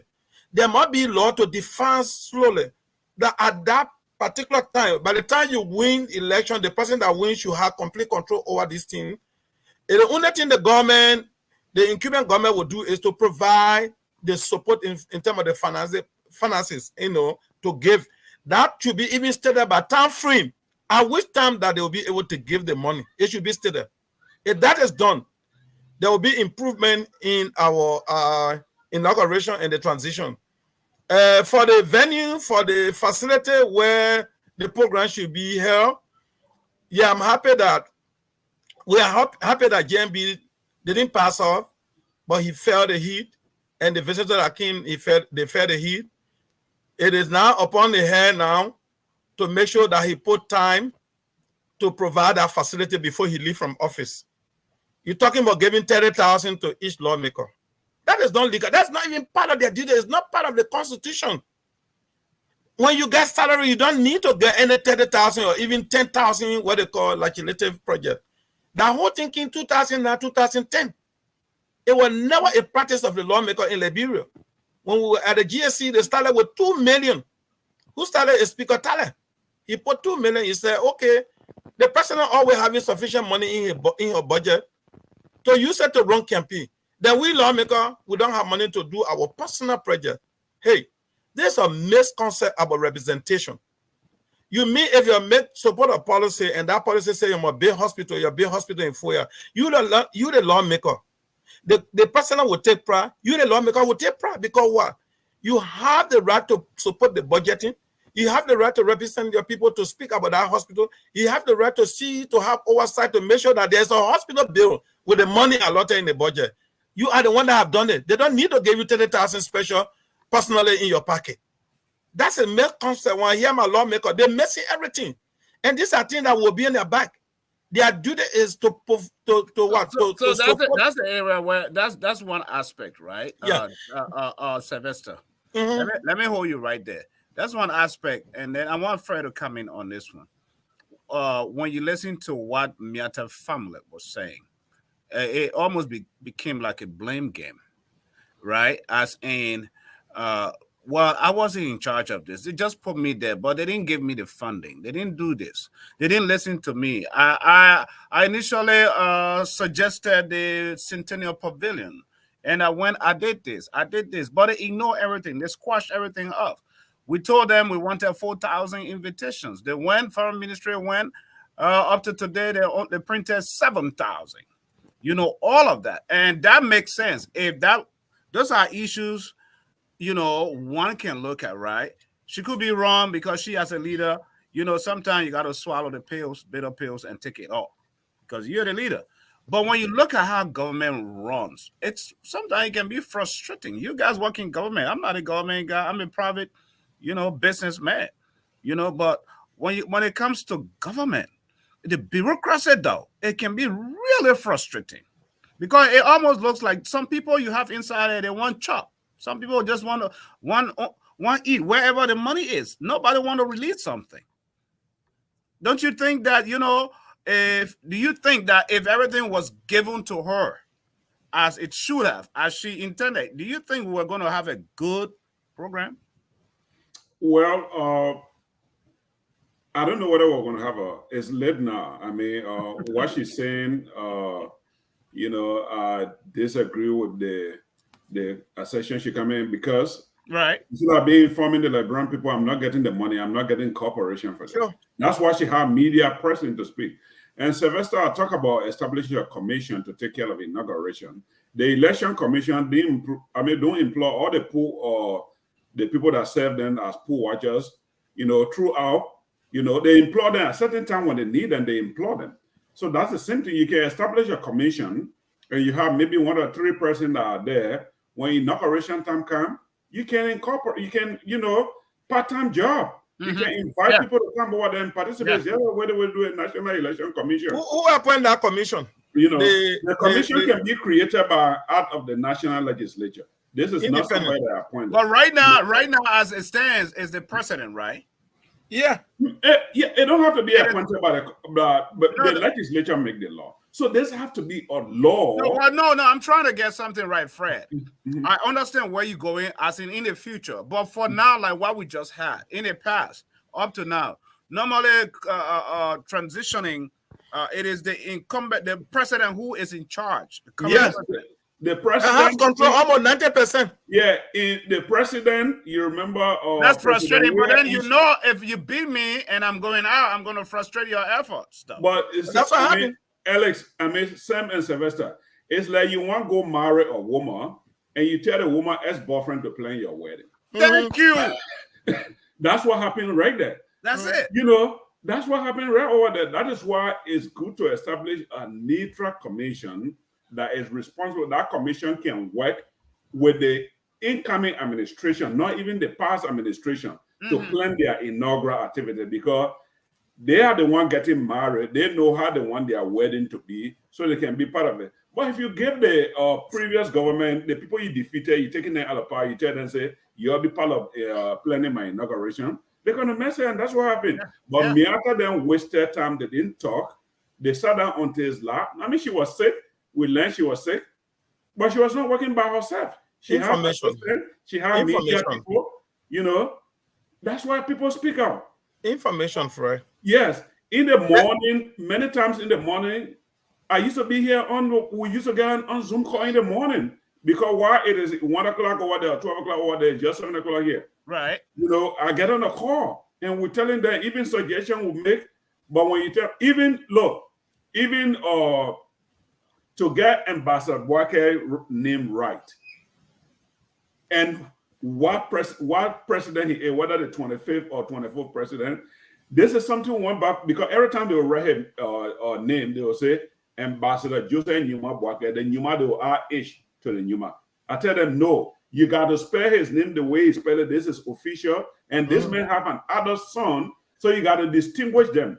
Senior, Ambassador Joseph Numa Senior, we went back and forth, you know, with all of that. And sometimes people even gather order who were showing that we know too much. No, we're just trying to get people. And also when you're appointing people, I don't know whether Miata family have organized such a thing.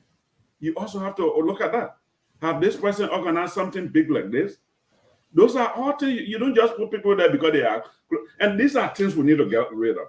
You know, Boake is from my county, but if I'm not qualified for a job, he shouldn't give it to go making shame. You know. So if people are not competent. Don't you think that if the funds were not undermined, the government of they didn't undermine this, and they were going to give fully what they had pledged on time to Miata and let Miata function, don't you think that this thing would have been successful with what she said today?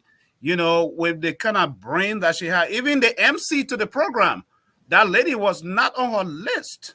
She had a guy, the VOA, who knows how to pronounce African names and know all of them, know their history.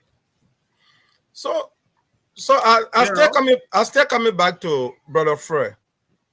You know, the structure we have in Liberia, even if you form a commission, the incumbent president will have control over that commission by appointing. Given the structure that Jawia had, there was nothing like commission that should have exhibited independent,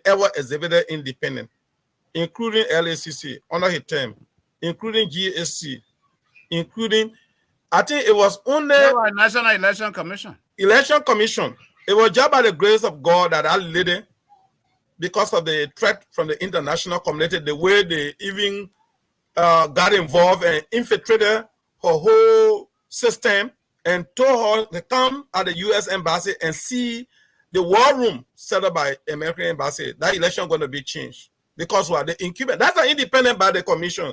That's why when we talk about commission in Liberia, I kind of always like, how they're going to be effective if you have a tyrannical government that has sport and they vex in the situation like where we come from, they're going out. They will still have control over that commission. But what I'm seeing, a clear law that the person that won the election should be given by law the right to do certain things almost majority of the program. Trust me, the men are coming in to take their own blame. Like for instance, in the case of, we wouldn't have been talking about what the government had done, what the government had not done. We'll be blaming JMB and his team clearly. But here's the case. The government had almost 75 to 80% control over the entire process. Now, whether they did it with clear mind, they did it with good intention or not, which some of us don't believe that they did it with good intention, because a lot of strangulation they put on them, you know, just to make sure that this occasion would not have been the way JMB and his committee expected it. That investigation will go there. But there should be law. There should be law to give the incoming leadership to get control over the planning and the planning of the inauguration. You understand how the transition going to run? They should have it. Even see the transition. John Molo had not come on air to even talk some issue that they say he was controversial. I mean, that you were questioning that the transition committee were not working, they were not engaging the government. You understand? They were all reliable because when they go, anytime they go, they say, no, we're not doing it. And they're not taking the airway to talk. And we know Liberian people, if you don't take the airway with them. Yeah, thank you, Jas, Sylvester. So look at this, guys. We're coming to a close, right? Wow. It's easier to sit on the sideline and criticize. Except sometimes when you're inside it can be hard. Yeah. That's one way I'm looking at it. Right. The only thing is, let me ask you this before we go to what happened in the honoring program yesterday. Fred, were you watching that program live, the inauguration? No, actually I work, and I think that was one of my days that I went to work. We had a meeting from in the morning. I didn't watch it. But, okay. Yeah. So, but the first time that you got that news, and you saw the old man shaking, and you saw what happened. What happened to you? What were you thinking? To be honest, Sylvester called me, or he called me, and I told him I was going to call him. When I got home, I called him, and he sounded very disturbed. He and I talk all the time in the background. So to be honest, I have not gone to watch it because I don't want to live that experience. I have not watched it. But when I appeared on your show for the first time that evening, I told you, I said, thank God the old man lived. And thank God people said that he never fell on the ground. He just froze. And they took him from there. And the inauguration ended abruptly. I started seeing pictures. I mean, briefly, I started seeing people walking, even at the airport. I started seeing people are leaving dignitaries. So you have not watched that. So if I play it right now, you will not watch it? No, don't. I mean, I'll watch it, but still don't put it there. Watch it because the program. But I'm happy that he is alive and God destined him for a purpose. It's a trauma for me. It's a trauma for me. It's a trauma. I don't want to live there. Sylvester was very disturbed. Went through war. I went through war. That's a different thing, but it's a trauma for me. Sylvester was very disturbed. So Sylvester, what were you up to? What were you feeling or thinking? Tell us. Were you as you were watching? I live in a very hot climate state, and I know the kind of warning they can give us when the weather is bad, how we should go out, and the danger that stands if we violate. And when I saw, in fact, I did not sleep. Imagine it like this hour. Was that the time you called me? Yeah. Okay. I was awake throughout until people. The actual. Yeah, but if I know I can communicate with you for all the share, I was awake and I did. And you were awake too. You answered me. So I kept looking. The entire family, my wife and the other people were sleeping, but they came out later. They joined us when the program started. We wake them, or they came. They saw it. So I had to wake up early because I saw activities with the president reading. Then later he started missing the words. I knew something went wrong. Yeah. And that security guy was fast, but getting out to walk to him straight and grab a hand because his hand was like almost trimming.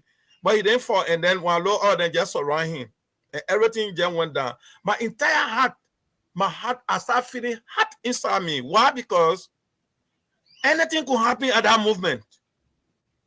Anything could happen at that movement. It was only by the grace of God. I understand people make fun out of those things. Yeah, because of political difference. But look, somebody's father is your father. Yeah, not only because he's president. One man, the other man left the man right there. While you were fintech, the man was gone. Yeah. So we know for the politics today, people, for some of us, even in our mother, we used to talk against Joe Weah for his corruption. God in heaven know, I never want to share any bad feeling to see him dead. I always told people, I say he remain president.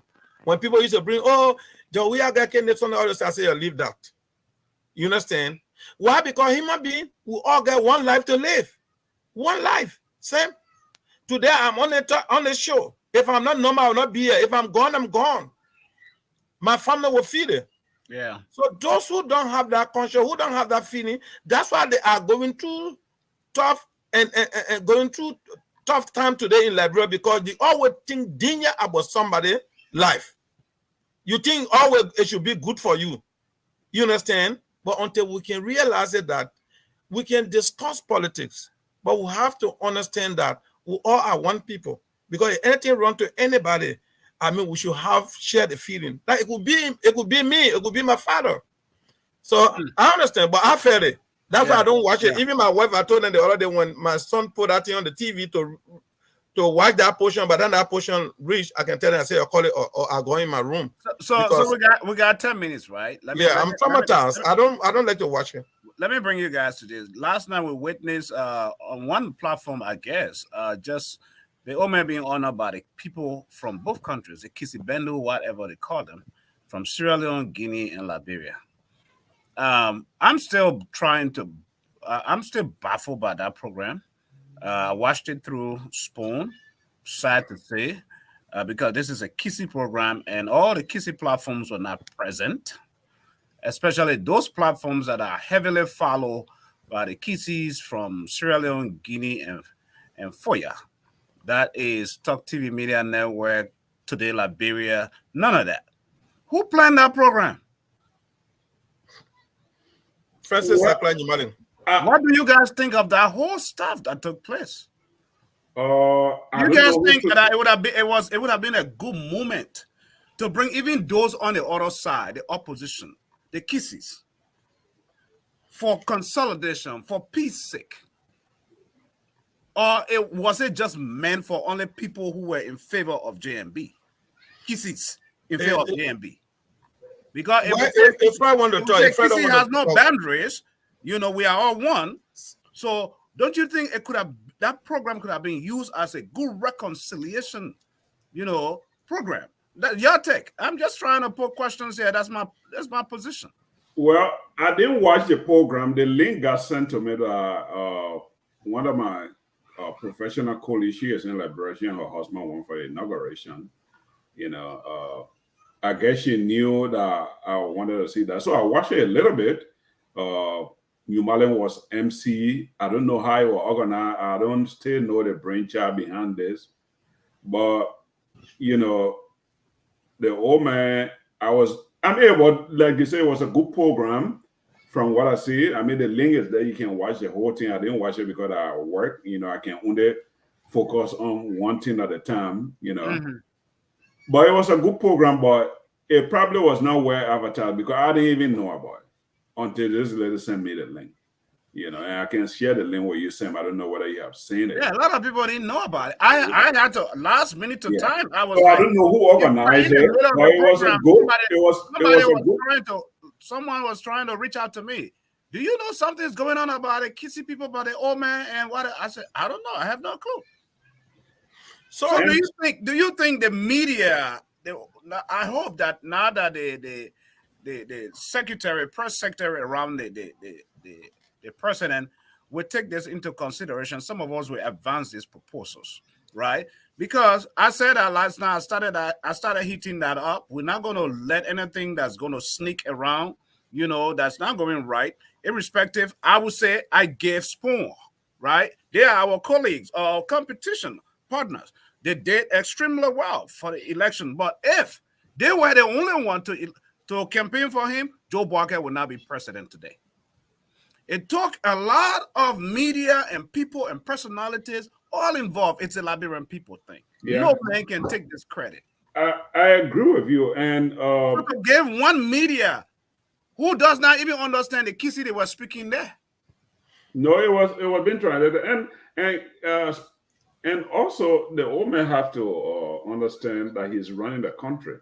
The country have institutions. Thank you. Yeah. Spoon is a private network. Private entity. Network. So they can't replace ERBC. You know, I hope the old man realize information or MICAT. Yes, they can't replace them. In as much as Mr. Anton got involved with the election and helped with the fundraising, his platform was used because I appear on his platform during the fundraising activity. That's good, but it cannot replace state institutions. And I'm glad that the press secretary have been in name, and I'm really happy for that girl because I was just reading her profiles we talk. You know, I watched her a few times when she used to come on the class reload. That she is very articulate, and I'm glad a fresh female press secretary and a Muslim. Even though it's not confirmed yet, though. Yeah, no, she don't need confirmation. No, I mean the list. Eh? The list, the legitimacy of the list. It's not okay. If it's not confirmed, I can understand that, but you know, where there is fire, I mean, where there is smoke, there is fire. It will be. And the second they came I don't know who organized that program. I will call Mr. Jesse Phillip after the show tonight to see. I don't know whether he is in Liberia, whether he have an idea. So let me give you the information now. Say you say you don't know. That program should have been organized maybe by the UMPILO, which is the organization that encompasses the three countries that have Kisi people: Liberia, Sierra Leone, and Guinea. You know, so I don't know how it was not well broadcast. That my friend sent me the thing. Remember, she in Liberia, she sent me the link. I'm trying to be corrected, and I heard it was only held in a compound of Sakila Numali. So let me get a little information I got about the. I don't know Numali. I have never crossed paths with him during the election. When we started hearing all the stories, you were coming, just give me a info on that. Yeah, when I started hearing all the reservations when it comes to that. Yeah, when I started hearing all the stories in FOIA, there's a border report for Radio Liberia TV. They call him Abraham. You know, he's from a mother village, though you do communicate, feed me with information.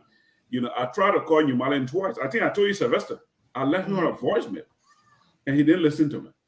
You know, so like somebody posted one prominent person, one prominent son of Lofa, and you're probably not going to see him in Liberia. He said that may have some toxic people around him. We need to get rid of them. You know? Thank you. Yeah, and Numalen lost the election in FOIA. Sylvester will speak about that. I don't know him, but for you to be a sitting lawmaker in FOIA, for somebody to come over there that has practically no root over there to come and beat you, you must not be doing something right. That's why the people didn't want you. You know, I would stop that. You know?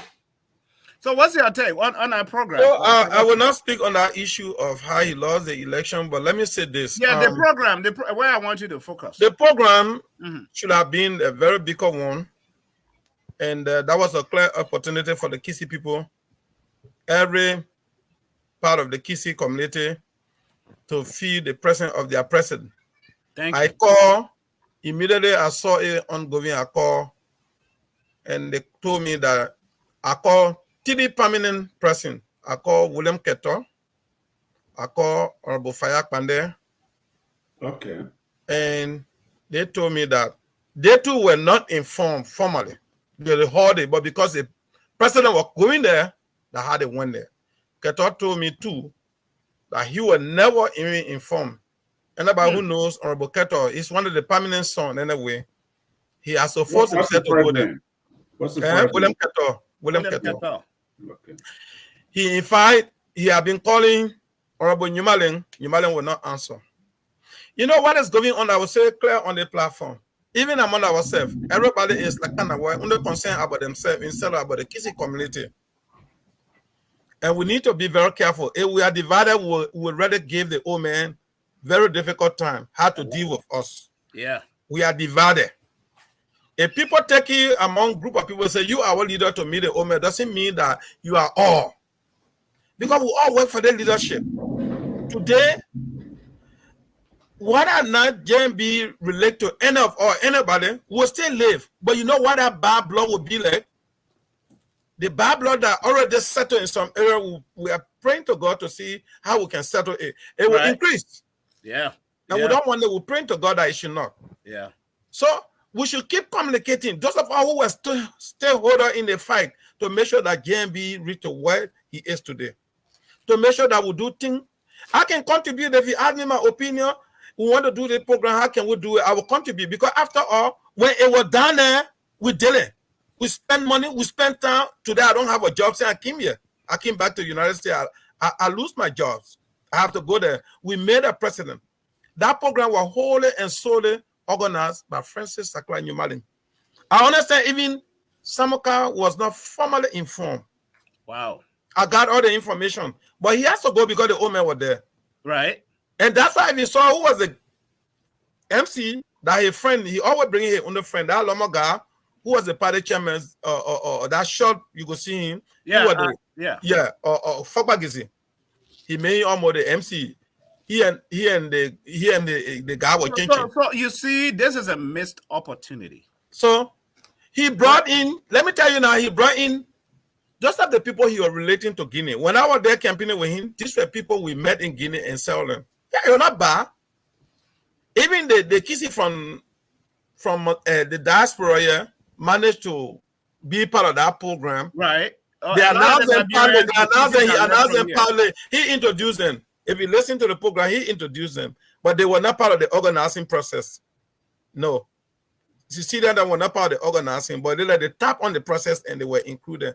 And going forward, we have to stop it. That's why this time when I call him, he doesn't answer me, and I'm not going to be calling him because for me, I can call him and tell him some of the mistakes we're doing going forward. JMB for everybody. In a much, he's the president. He comes from Wasonga, whatever. Nobody own him more than anybody. You know. The few clips I saw, not to cut you off, Sylvester. The Kisses in Monrovia alone, that place could not contain them. If that thing was organized and well, media advertised, the Kisses alone, the old man would have had a good time. Good time. Yeah, well, whether he had a good time, I'm sure he said it for what he saw, but I can just tell you that there are a lot of misfeeding. I've been calling people, been talking to people, a lot of misfeeding. But I felt like it was a missed opportunity because it was time. It could have been the best time to bring those on the other side, where there are elders from Guinea and Sierra Leone and Liberia to sit with them and talk to them on the neutral ground, not even on his compound, somewhere neutral, where, the Kissies can sit and talk their talk and mend their differences and bring about peace. Because just like you're saying, it will give him a hard time if the same foyer is still divided and one side is still standing. And let me provide information to Fred. You are talking about ERBC. You're right. But because we're not JMB that form or you are part of the formation or even organizing that part of that process, either end of a member, that's why he could not see ERBC. Other than that, I don't think he want to exclude ERBC. So that Honorable Nyimade who organized that program and called because he used to spoon. He called spoon. The board that went there to go over there. I heard everything, Who he likes will go to the program. He doesn't like, and we have to stop it. Where we are now, he's our leader. For me, you don't want to like me, fine. But we will say the truth. Yambi is our president, and he's our father. All are almost people from Foya. Nobody can say you are more close to JMB than anybody. After all, they will have killed me. That to them are people who will say, "Oh, Liberty died in the struggle of JMB." They're not you going to feed it for me. You understand? So we have to stop it, gentlemen. So this is it. What's your final word?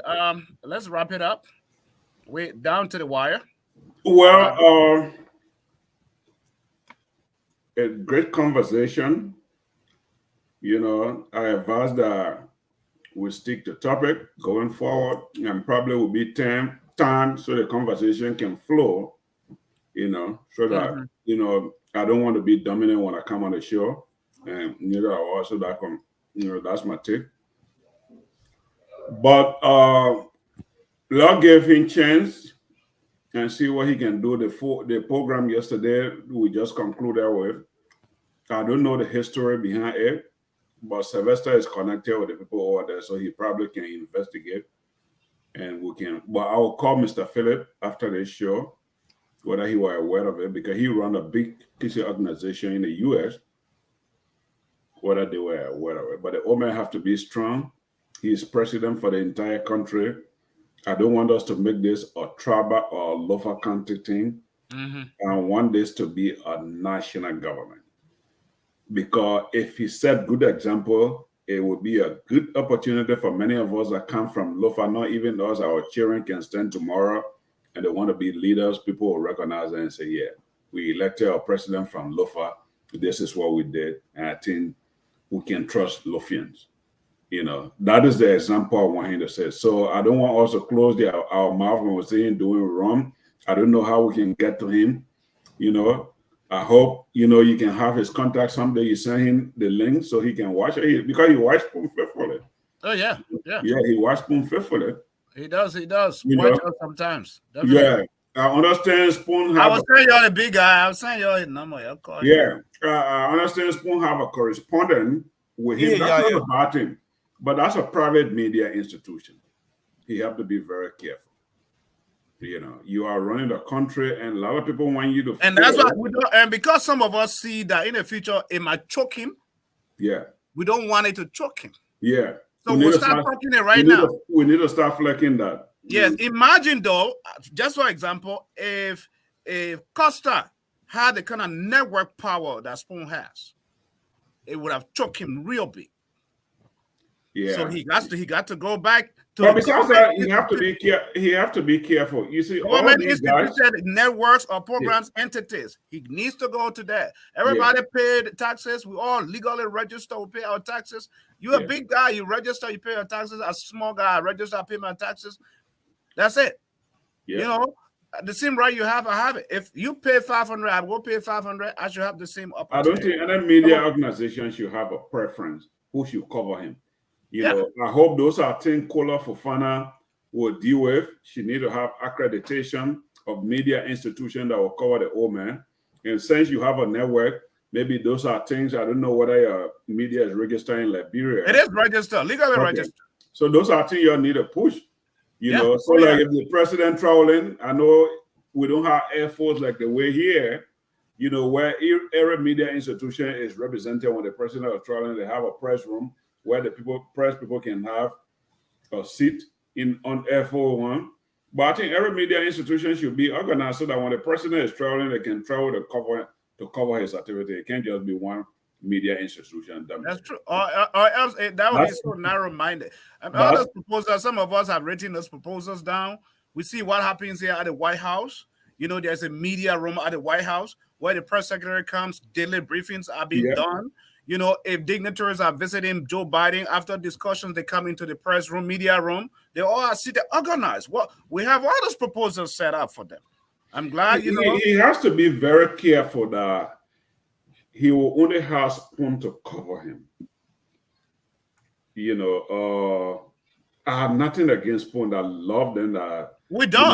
You know, we look at the system. We want the system. Follow his network, but you got to set. You have institution of government that should cover government activity. Spoon can be an accredited media, private media organization, because that's what we want competition in the country. Yeah. You know, I'll even say, get rid of ERBC, privatize the whole media landscape. Yes. And you'll get the best. Yes, you will get the best because ERBC been there forever, even after the war. You know, get rid of it. In the country here, tell me the government station. You don't have no government TV station. Nope. It's privatized. You know, so privatize it. So same media. CNN competing with Fox. Fox competing with CNN, MSNBC. Yes. Huge competition. BBC, Al Jazeera. You know. So, but that's it, man. That's my advice. But this is a very good thing, Sam. You know, we got to make a schedule. If I know I'm going to be here Monday, Wednesday, Thursday, Friday, I prepare myself. You know, I'm available at work till 5. It takes me about 20 to 30 minutes to get from work here, you know, so I can be on time for us to start the discussion. I'll try to get you in our group chat where we can discuss and come up with absolutely. I would love that, you know. And, it's time for governing. So it's not the days where everybody just have a cell phone. They have a TV. But if I see him doing something wrong, the first thing I want him to do is, I don't know how the arrangement is being made, but he needs to move the presidency out of his house to move to the executive mansion. Yeah. I don't want him to feel comfortable in that house. He be conducting. When I work in finance, I work in the financial sector. You know, this is government business. If you start doing it to your house, you compromise. You will compromise a lot. Yeah, during the pandemic, the whole time I work here, but my job failed to give me a printer because they didn't want me to print anything that is finance related for clients and mistakenly put it somewhere, somebody go grab it. See? You know, they didn't provide. Well, it's not only that though. You see where I'm at, I am away from home. This is my office. Okay. I have to get working. I have a home office, but working home makes me lazy. I have to get out of the home because I feel like I have children, I have this and that. I could easily run down in the kitchen, in the refrigerator, this and that. Get rid of all of that. I am away. I have programmed my mindset. I'm at work. Yes. That alone helps me to be effective, to work. Focus, absolutely. You know, so this is good. We'll talk to the old man. Yeah. We'll advance. It's left with him to take it. Some things we don't even need to talk. We just need a reminder. These are things he's aware he knows. But because of the so much workload he has, you know. He have to move the Martian out of his house. Yeah, definitely. And Martian is done fixed. It's good. I will be sleeping there. You know. But hey man, Jasper, let me keep calling you Sylvester, Jasper. Thank you guys for being part of the show tonight. You know, y'all know the guy who said, I want trouble. You just go around causing trouble. That's how we leave the show. I don't want peace. I want problems always. God have mercy upon us.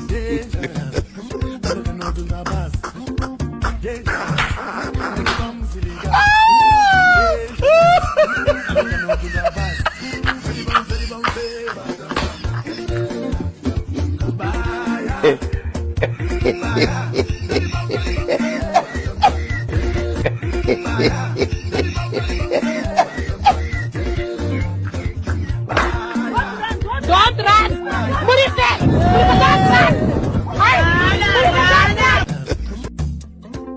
I don't want peace. I want problems always. God have mercy upon us.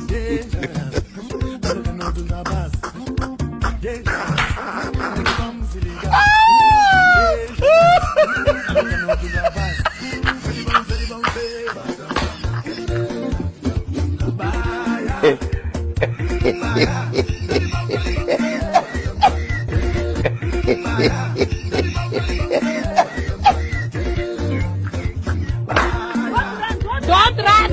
Put it back!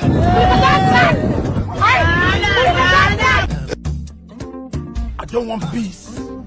To the man talking beside me, you know, he can't keep quiet 1 minute himself. And then when I put a camera on him, he will not say nothing. I can guarantee. This is Carol Ann from Canada. Good morning, Liberia. I got surprise for you today, but he already messed up. Now my big brother got it. Oh, look at here. Look at here. And you see him? Whatsoever we come and do, let we start. I'll be after him for days now. Come on now, I'm talking to Liberian people. Okay, so whatsoever we do, we be sorry.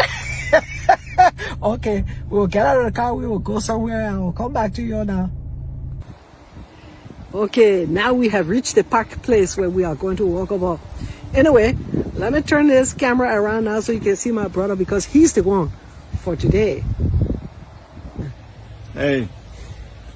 Okay, so here we're back, both of us on the same side of the camera now. The thing I wanted to say when I first started doing these videos, it was so hard on me because I said, what? Who am I to be talking to Liberian English, singing Bassa song? I don't know Bassa self. All of y'all know that now. Anyway, you lie. It's very hard. So, okay, so you want me to say something? Well, yo hello. I meant in Bassa. Be moyo, be moyo. No se be buo won o. Yari, pare buo yai.